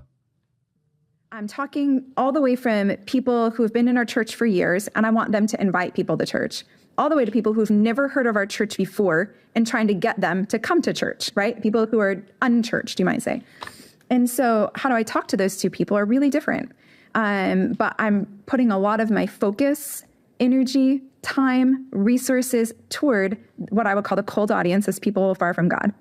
And so I'm not going to say the word Calvary. I'm not going to say the word resurrection. I'm not going to say the blood of Jesus, right? I'm not going to say any of these words that make someone feel like an outsider. This is really important. An important guiding principle for how we develop language is anyone can be a part of our church. Tom, it might not be for everyone. Everyone might not like it. She's triggered from the Bible. So they have an organization and they have gatherings, and Stephen Furtick gets a lot of criticism from a lot of different pastors, including one we both know. I'm not going to put names out there because I don't need to create drama. But, if you are a Christian church, then you have your Bible, you have your New Testament, and you don't need to amplify certain things, but you certainly don't change certain things. The message is the message. And on this Easter weekend, Good Friday is a day of remembrance. Christ died, he was crucified on a cross. That is just a description of what happened. And then he rose again, which is called a resurrection, which is a celebration of Easter Sunday, dying for the sins of mankind. Now, if someone walks up to you and like Alcoholics Anonymous, they wade into it. They say, hey, you should think about a higher power to maybe help you in your journey to find strength to get through your addiction. You don't hit them with 2 hours of heavy dialogue. You wade into it.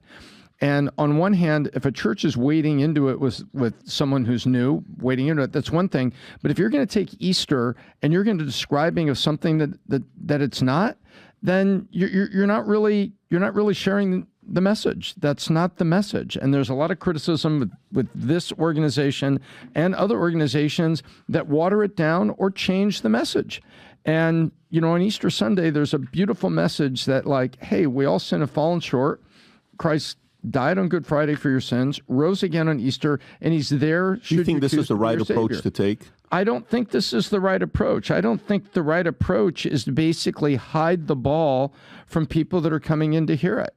And I also don't think it would be the right approach that if somebody comes into an AA meeting or comes in, that you hit them hard, very, very heavy and emotional. Right. But that's not what they're doing here. They're basically talking about just watering it down. And there's a thing called seeker-sensitive and socially progressive language that I think waters down the message and really hides the ball of the message. And I don't think it's the right thing to do.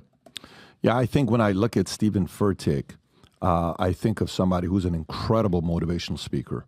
Agree. One of the best motivational speakers on the way he delivers his message. And in regards to, I don't have a lot of information on him, but in regards to taking positions like this goes back to my point of Christians that are becoming tolerant Christians that are, apologizing about, what they stand for instead of being a little bit direct, then I think it's going in a different direction. This is kind of like saying, it's okay, let him in, it's okay, let him in, it's okay, let him in, it's okay, let him in. I don't know. I remember when I was at the church we were going to in LA, and they said there's a couple different ways to preach from the top. There's ways to preach where you're just kind of preaching to motivate people, and there's ways you preach that you're building disciples. If you just want to bring people in to preach and, you know, become a motivational speaker, be as watered down as possible. If you want to develop disciples that are hardcore believers to go out there and build and run their own life groups and build other people, you got to take a different route. They've done something right to have 25,000 people there. I just don't know if this is the right approach to take for others to follow. Anyways, having said that, we are at the end of the podcast. It's 11:49. We rarely go this late, but we had so many different stories to cover. Today's what? Today's Tuesday. Tuesday. Rob, I think we may have a podcast tomorrow. Stay tuned. We'll announce it to you guys. We do have somebody that's coming in that's going to be fun. Then we're doing a podcast on Thursday, which I believe Trump's lawyer may be coming back on Thursday with us on a live podcast to kind of give us some perspective on what's going on. And then we may have some things going on Friday as well. Having said that, have a good one, everybody. We'll do it again tomorrow, maybe on Thursday. Take care, everybody. Bye-bye, bye-bye.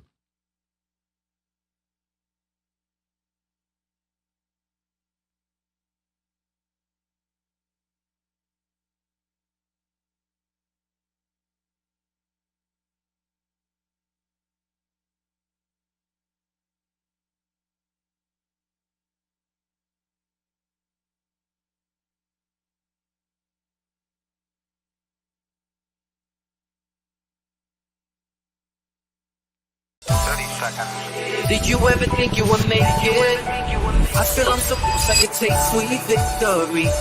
I know this life meant for me. Yeah, why would you bet on Goliath when we got Bet David? Valuetainment, giving values contagious. This world of entrepreneurs, we get no value to haters. How they run, homie, look what I become. I'm the one. Okay, fantastic. Today we have with us, Kelly, we can see you. Today we have with us Erik Prince, the former founder of Blackwater. And Blackwater got $1.6 billion of contracts from the government, $600 billion, I think, from CIA during the time that he worked together. And while I was seeing all the stuff that was going on with the assassination attempt on the president, one of the things immediately I remembered, Erik, was our conversation we had last time when I asked you, I don't know why you stopped driving the PMC, and I kept encouraging you that I think we need PMC because I think we need competition for public and private. And I posted, I said, I wonder if on a mission like this, and Erik Prince his mission is, hey, for the next 5 months, Erik, we need you to make sure all these rallies that Trump's going to do, you can't stop him from doing rallies. He's going to go talk to a bunch of different people. You know, Erik, we need to make sure everything's safe, nothing to worry about, Secret Service and the PD working together, all of this stuff.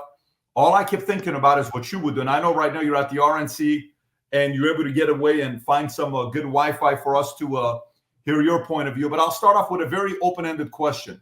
Your thoughts on the way Secret Service handled themselves at the recent events with the assassination attempt? Grotesque malpractice. If they were any kind of private contractor, they would be sued for violating and ignoring the most basic concepts of security preparedness and maintaining a perimeter. The fact that an armed man with a rifle got within 140 yards of a Trump rally, was able to lay down after positioning himself for minutes and take multiple aimed shots to the point of clipping Trump's ear, killing other people in the crowd, is absolutely grotesque. It's either malice, as I said in a Twitter post, it's either malice or malpractice, gross incompetence. That anyone with any training whatsoever that would stand at the podium where Trump was speaking from and look around and say, where's the likely spot someone's to shoot from? Yeah, it's going to be to the right, where the shooter was, on top of those industrial buildings. And the fact is they had no one watching over that is truly mind-boggling. It was outside of their immediate perimeter. Yeah, that's fine. Just because you don't want your perimeter to be 100 yards doesn't mean someone, especially today, with modern rifles, and that's just for a gunshot. They also have to really contend with drones. The amount of weapon knowledge and lethality improvement coming out of the Ukraine fight from both sides is really scary. And the executive protection world hasn't yet felt just how bad that's going to hurt. But I mean, supposedly a 20-year-old kid works through dead space, and dead space is the area that you can hide where the buildings are providing cover, blocking the view of you from the people that are looking for you. He used dead space. He crawled up to the far side of the roof, appeared, and took a number of shots. It is disgusting. Now, even once the shots were going, and the Secret Service can say, well, they didn't have enough manpower, and maybe it wasn't better coordinated, but the immediate agents that were around Trump, okay, the immediate close protection detail, was also hugely inept in that they left him on the X. The X is where the bad guy has decided to kill you that day. And the immediate mission of the protective team is to get the protectee off the X and to protect him on the way off the X. And some of the agents were actually taking cover behind Trump from the gunfire.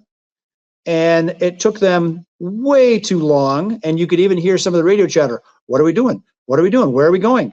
That is not how a professional team is supposed to look and sound. It should be autonomic. It should be so drilled to them, they know exactly what to do. If A, then B, if B, then C, and then C, and then D. They know exactly what the permutations are and how to do it. And they just missed on so many levels. It's really, really, it's embarrassing. It is like I opened with that article. It is another example of an unaccountable, overfunded bureaucracy embarrassing America. We're embarrassed in Afghanistan. We're embarrassed with this nonsense of a pier in Gaza, $230 million that doesn't even do its job. We're embarrassed by the Navy that manages to lose control of the Red Sea, one of the major waterways of the world. And now our own former president, soon to be future president, also embarrassing. It was not their skill that saved him. It was bad marksmanship and a wind call. And the fact that Trump turned his head at the last minute is the only thing that saved his life. The Secret Service didn't save him life, and that is pathetic. The reason the Secret Service was started in the first place was to provide executive protection. Clearly, they have failed abysmally at that mission. Erik, I want to, you, by the way, you said a lot of things here, Rob. If we can show the one clip of the Secret Service agent that's ducking behind her, she's afraid for her life instead of protecting the president's life, which you showed that picture a minute ago, Rob. If you can pull it back up for the audience to see. And I know Erik recognizes the picture. Then there's another one where we're all seeing a video of one of the agents trying to put the gun back into her, try to reholster her weapon.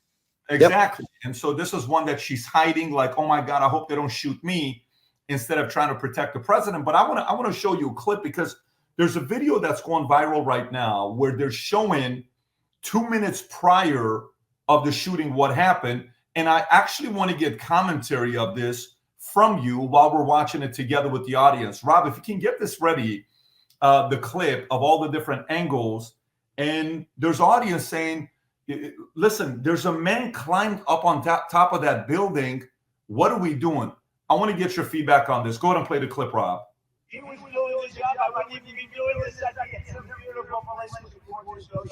Look, they're all pointing. The Atlantic, maybe the Pacific.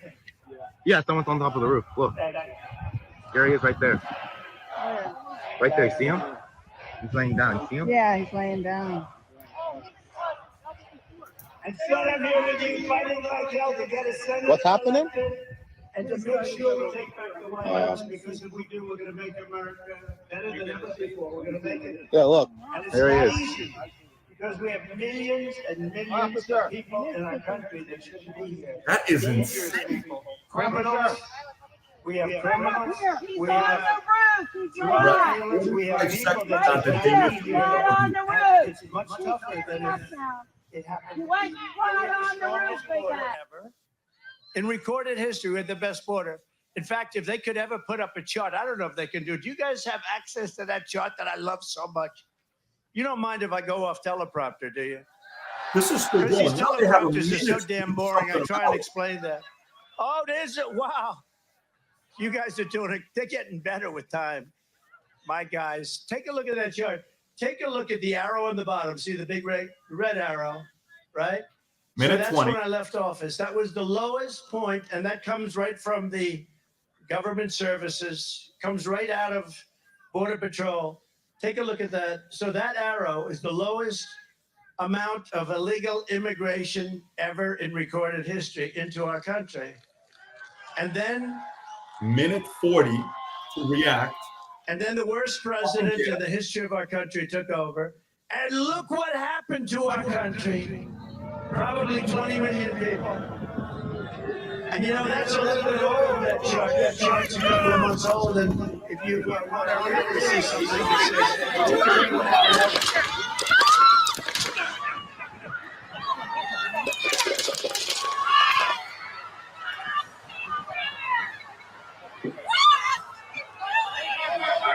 I hope he's turning this way. Be careful, guys.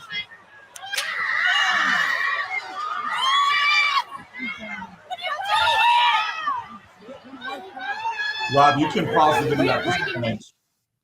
So, Erik, what do you see? It's over here? 2 minutes. This? 2 minutes. 2 minutes. How do you process that? I mean, first of all, for somebody that's watching this saying, AP reports that even one of the police officers went up there, the guy points the gun at him, and then the cop goes back down. So the cop knew someone's up there, according to AP, and he goes about his business. 2 minutes. So I sit there and I think about it. I said, okay, when something like this happens and you're watching a video like this, one, it's either lack of competency. Two, they're told to stand down. Three, the DEI hires getting people that are afraid and reacting really slow. Lack of training. Secret Service didn't send their best, or all of the above. How do you process this 2 minutes of incompetency here?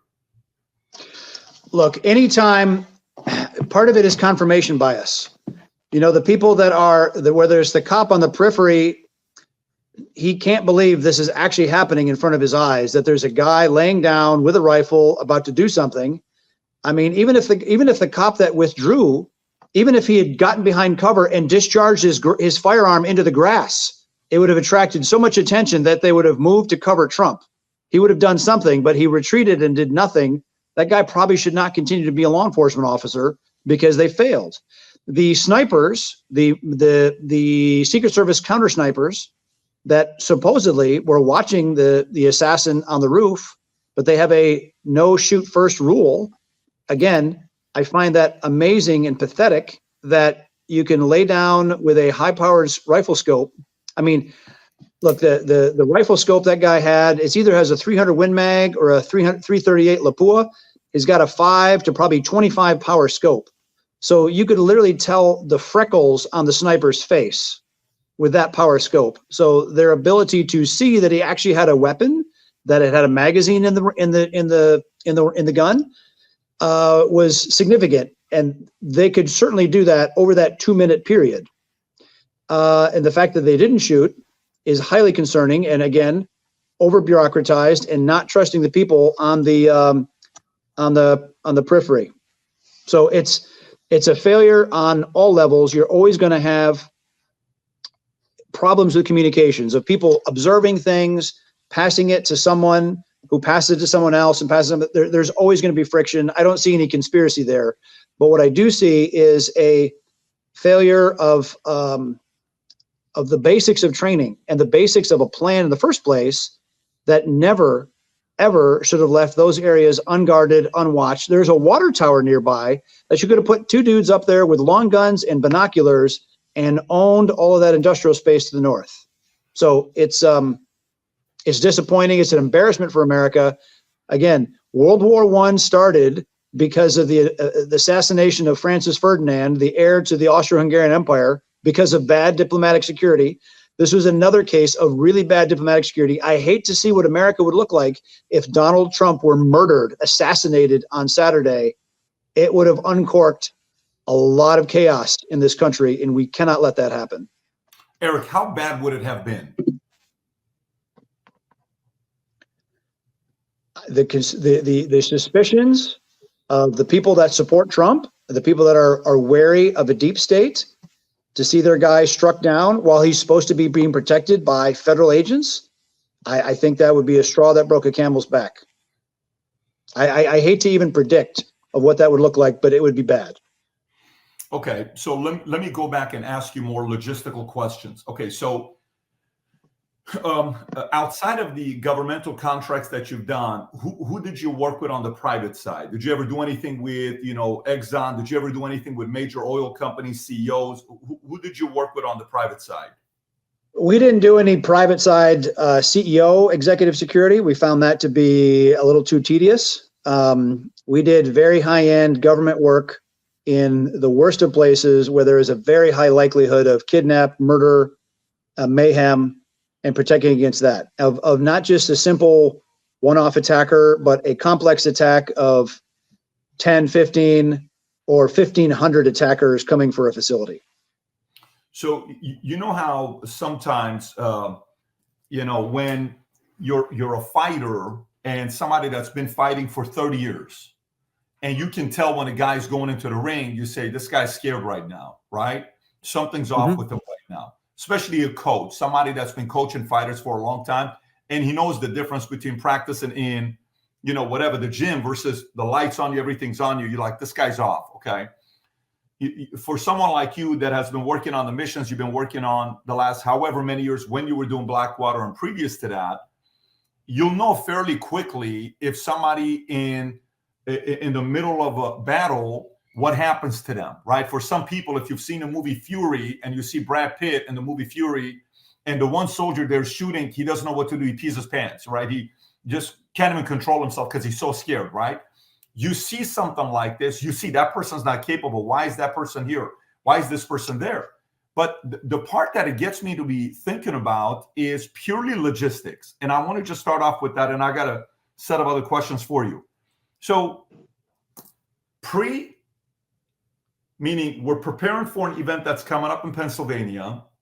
Then you go there the president getting there. So 2 weeks before the event happens, we're there in Pennsylvania. President hits the stage. He's speaking during, then post. Purely logistics. What are you doing when you're talking to AV? When you're making sure all the different agencies communicate with each other to make sure it's somewhat centralized? What are you doing to prevent any of these possibilities from happening? How do you process all those together? The most important part of a security team really is the advance work. That's what you're talking about. The guys that get there 2 and 3 weeks before to map out, to figure out where what we call the sniper hotel, the most likely places the enemy sniper would locate from which to attack you. You go from the most obvious to the least obvious. And it's a process of elimination. You just lock out those possibilities. Clearly, they didn't even lock out the most basic and most obvious of possibilities here. And you make it so that when the actual close protective team that arrives with the principal has a very clear brief of what to watch out for, of where the rally points are going to be, where the evac points, where the primary, where the secondary is. You have all that pre-briefed. What you saw, as you were alluding to about the fear, is you can train out a lot of that because you can dial up the pressure and the heat and the tension in training so much that when it's real, it doesn't feel that different anymore. Because whether it's with simunitions, right? These are actual high velocity paint rounds that they hurt when they hit you. You can simulate a lot of the experience. The reason the Navy built Top Gun for the U.S. Navy fighter pilots was that they found that if they can get pilots through the first 10 combat missions, their rate of survivability went way up. And that's what they tried to simulate there. You can do the same thing with very good close quarter battle training with simulations, both real, shooting simunitions, and shooting even laser vests. They have vests now that you clamp onto yourself, and they give you significant pain if you're hit in an extremity, so you can simulate all those things and dial up the pressure on these folks. But I don't think they're doing that. Perhaps it was too hard, or they just don't take it seriously. But apparently, they need to reevaluate their training because they are clearly not up to the game right now. Yeah. So, I hear you when you're saying sniper hotel. For me, automatically you go to think like the bad guy. If you're going to attack, where are you going to do it from? Right. I'm going to think about, just logically, we're not even in the space. You're going to think about how somebody's going to be attacking you or not. You just grind through the likelihoods and you take the most likely to the least likely and you grind off the possibilities. And then let me ask you, Erik, what's the role AV plays, audio visual, where, how you said the last place you should get shot from is from the side, right? You're saying that should not be happening. Okay, why don't they put bulletproof glass to the side? You can still have Mike on the other side so his speech can go to you. Why don't they put glass here and to protect from the back, some kind of a shield so somebody can get to him? Well, it doesn't even have to be a shield. Even if you take away the ability to the line of sight, the ability to see for a sniper outside that perimeter to see would even help a lot. But ballistic panels that large would be extraordinarily heavy and difficult. But there's a lot of permutations to do that. It would not have taken more than 3-4 police officers that were probably out doing some useless traffic stop or useless check station 5 miles from where this event was to actually be up in the water tower looking around, or tethered drone to give you a very clear line of sight. I would imagine there was confusion, again, from a lack of planning and a lack of communications. There was communication. There was confusion about whether the actual assassin was some other local law enforcement guy or an actual assassin, and that's where they were trying to deconflict over that 2 minutes. But again, if you have a question, stop the rally, put Trump in a position of safety, pause for 5 minutes, make sure the situation is taken care of, and then carry on. Those rallies go on for a couple hours. I think you would understand that. Another question for you. In these types of situations, you know how sometimes, I keep referencing movies because the average person has seen the movies, and there's a scene where, we have it under control, and we're taking care of this here. And then FBI shows up and says, you guys are dismissed. We got it. The FBI is here. And we're doing it. Why are they going to do this? You guys are dismissed. You're out of here. In this situation, who is superior to who? PD, local, FBI, Secret Service? Who follows the lead so they're all communicating together? The United States Secret Service is supposed to be the lead agency for protecting the president and the former president. Got it. So the Secret Service. The sad thing is, Patrick, my confidence is so shaken in all the federal agencies that they are so incapable of self-correction, of self-reflection, of cleaning up their own problems that I don't know they'll ever get to the bottom of all the things that went wrong in the situation. And that's terrible. That makes us feel and smell more like the Soviet Union, where it's a collection of lies in a house of cards. And that's really troubling. If you can't trust your institutions to say, okay, this was bad and we really screwed up, and this is where we screwed up, and we're not going to do that again. I don't think any of the federal agencies are capable of that discipline anymore. And that is really, really troubling, because the Secret Service was a great institution. It was seen as credible. I mean, we look at how quickly they got Ronald Reagan off the X when John Hinckley opened fire. Quick, very quick. They left President Trump there on the X for almost a minute, not knowing what to do. You hear the audio. What are we doing? Where are we going? It was Keystone Cops, not the highly proficient professional, not the premier protection organization in the world. It is another global embarrassment for America and our institutions. And we, as taxpayers and as citizens, we deserve better. So on the Ronald Reagan clip, Rob, if you have it, just to show it, so to reference exactly what he's talking about. I've been to that hotel, and go ahead, play the clip. Washington Hilton.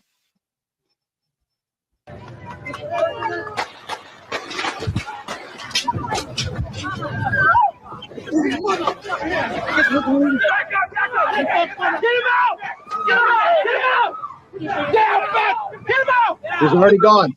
See that? He's already in the car and gone. Rob, back up again. Rob, back up again one more time. Go all the way to the beginning.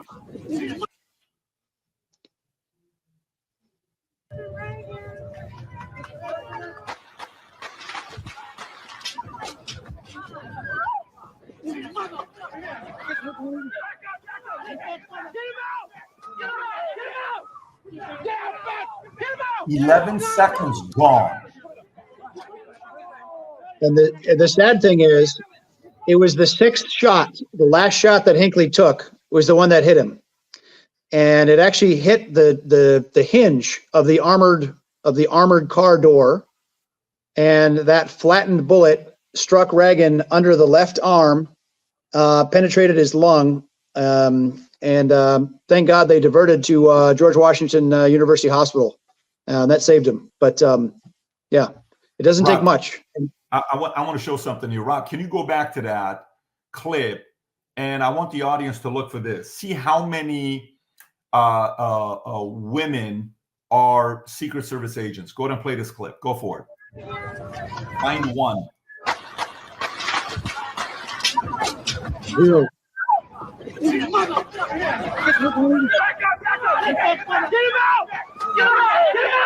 So now, so it's zero. Okay. Now, do me a favor.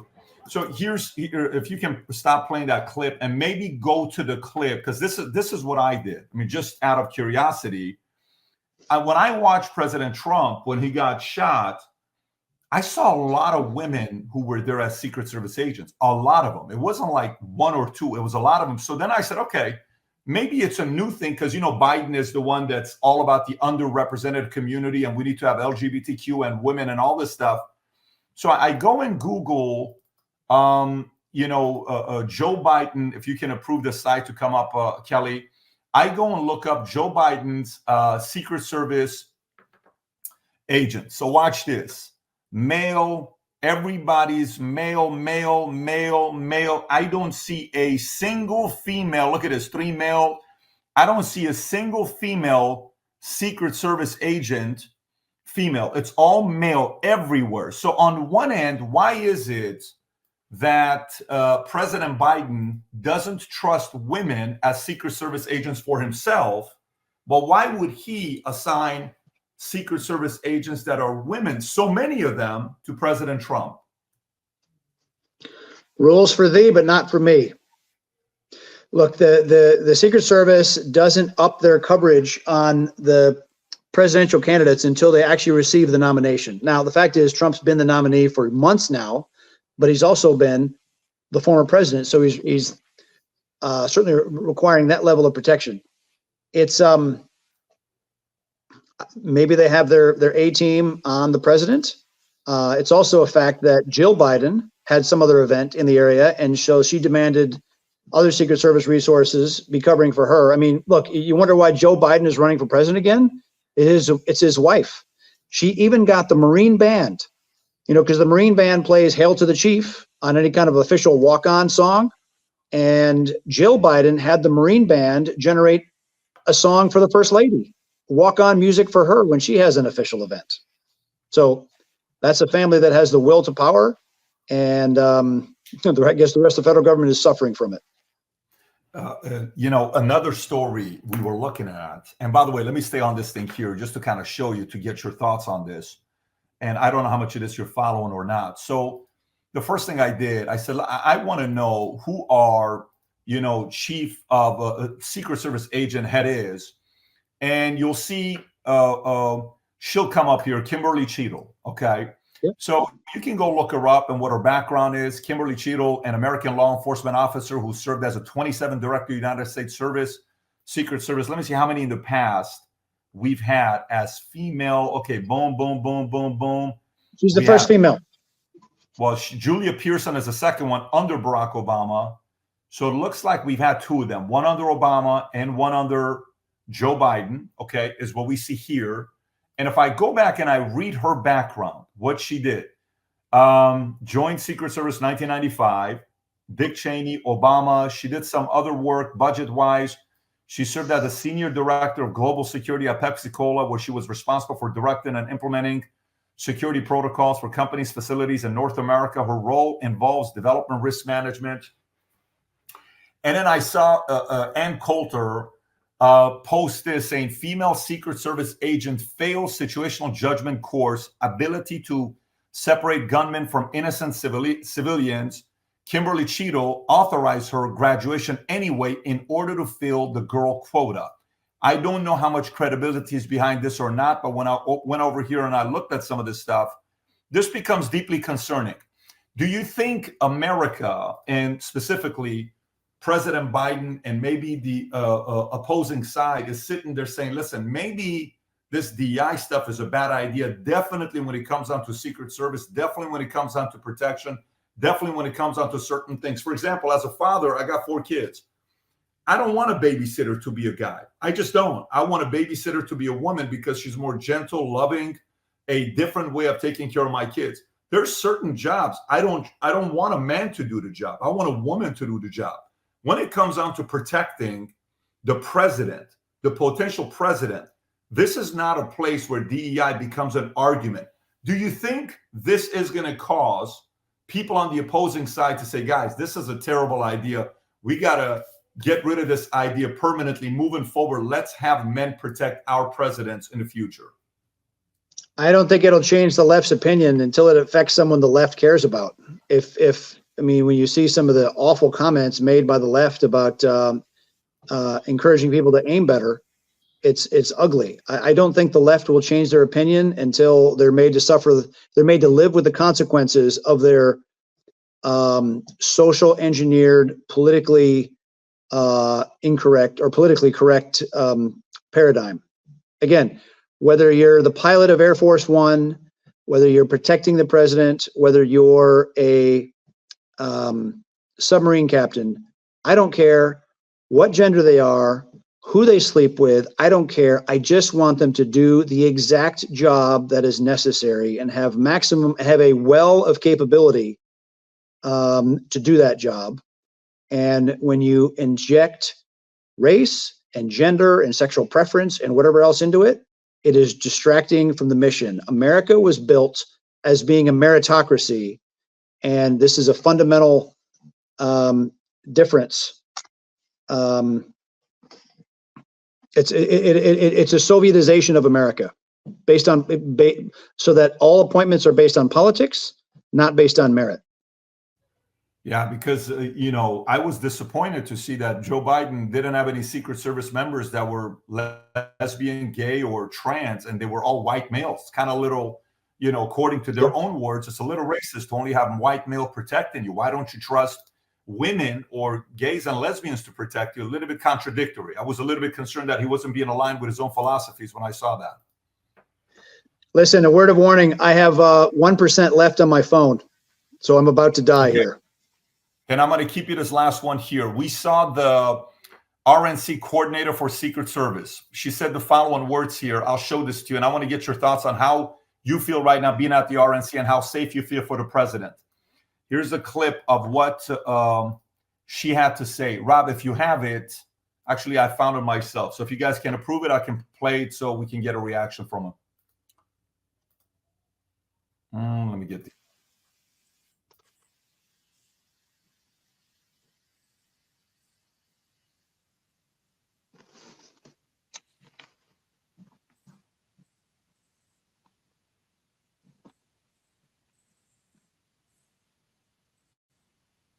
You there, Patrick?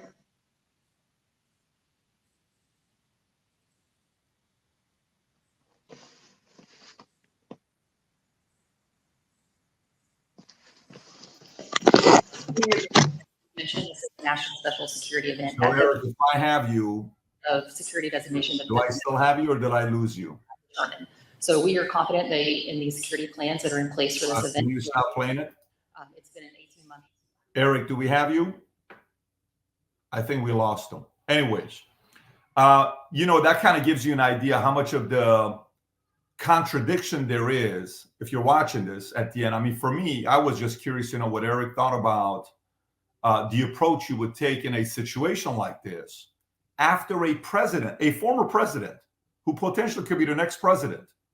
And you just had all these events that took place. Are you changing any of it? No. Female head of Secret Service and a female head of Secret Service for the RNC. You making any changes? We're going to take the same exact approach. Really? You don't learn anything from your mistakes? You don't learn anything from the mistakes you guys made that the president almost died? You're not thinking like, hey, it's not a big deal. Maybe let's be a little bit more responsible about this thing. No, we're going to take the same exact approach. That's what we're going to be doing.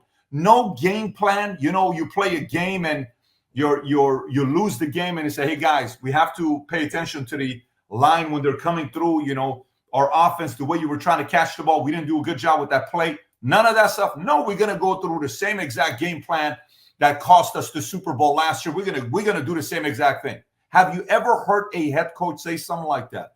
You ever heard a leader of a team say something like that? Or you think they make adjustments? Who doesn't make adjustments? Do you make adjustments on the way you parent? Do you make adjustments on the way you approach your marriage? Do you make adjustments when something happens to your health? You go to the doctor. Hey, you had a heart attack. Something happened to you. You put on 50 pounds. Your knees can't handle it.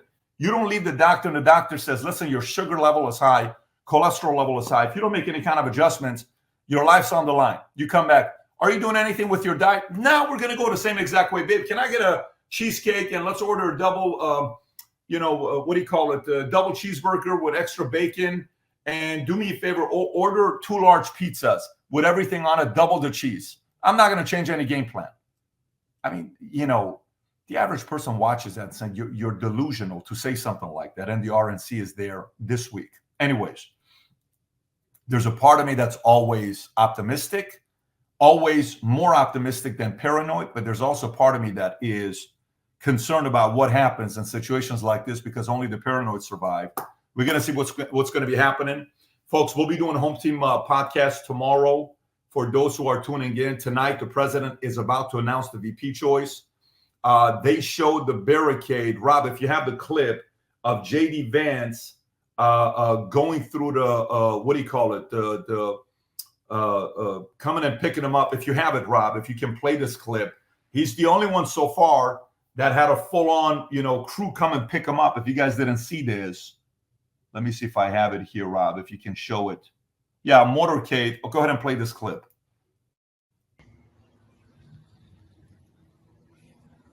So this is Trump VP contender J.D. Vance spotted departing Cincinnati, Ohio, home in a motorcade. Why would they do that? A lot of people are saying because he's the next VP. There's also a conversation about the fact that Trump just had a meeting with RFK. Could RFK be a possibility? That'd be one hell of a surprise if last minute those two united. Can you imagine one asked for more Secret Service, didn't get it. The other asked for Secret Service, didn't get it at all. What if the two unite? And just earlier, Trump tweeted something, if not on his, on Truth Social, about the fact that he believes RFK deserves additional security. And some are saying RFK was spotted at the RNC. A lot of things are going on right now, a lot of partnerships, a lot of negotiations on both ends. But we'll do a home team tomorrow to react to all of it. In light of what's going on in the world today, I believe it is imperative that RFK receive Secret Service protection immediately. Given the history of the Kennedy family, this is the obvious right thing to do. Whether they will or not, I don't know. Whether Trump picks him as a VP or not, no one knows. A lot of people are saying J.D. Vance today, including Vegas odds, or he can all of a sudden surprise everybody, and everybody's saying, look at this, look at this, look at this. Doug Burgum is the vice president, and everyone's shell-shocked. Yesterday, I was at this area in Montauk, pretty high-end area.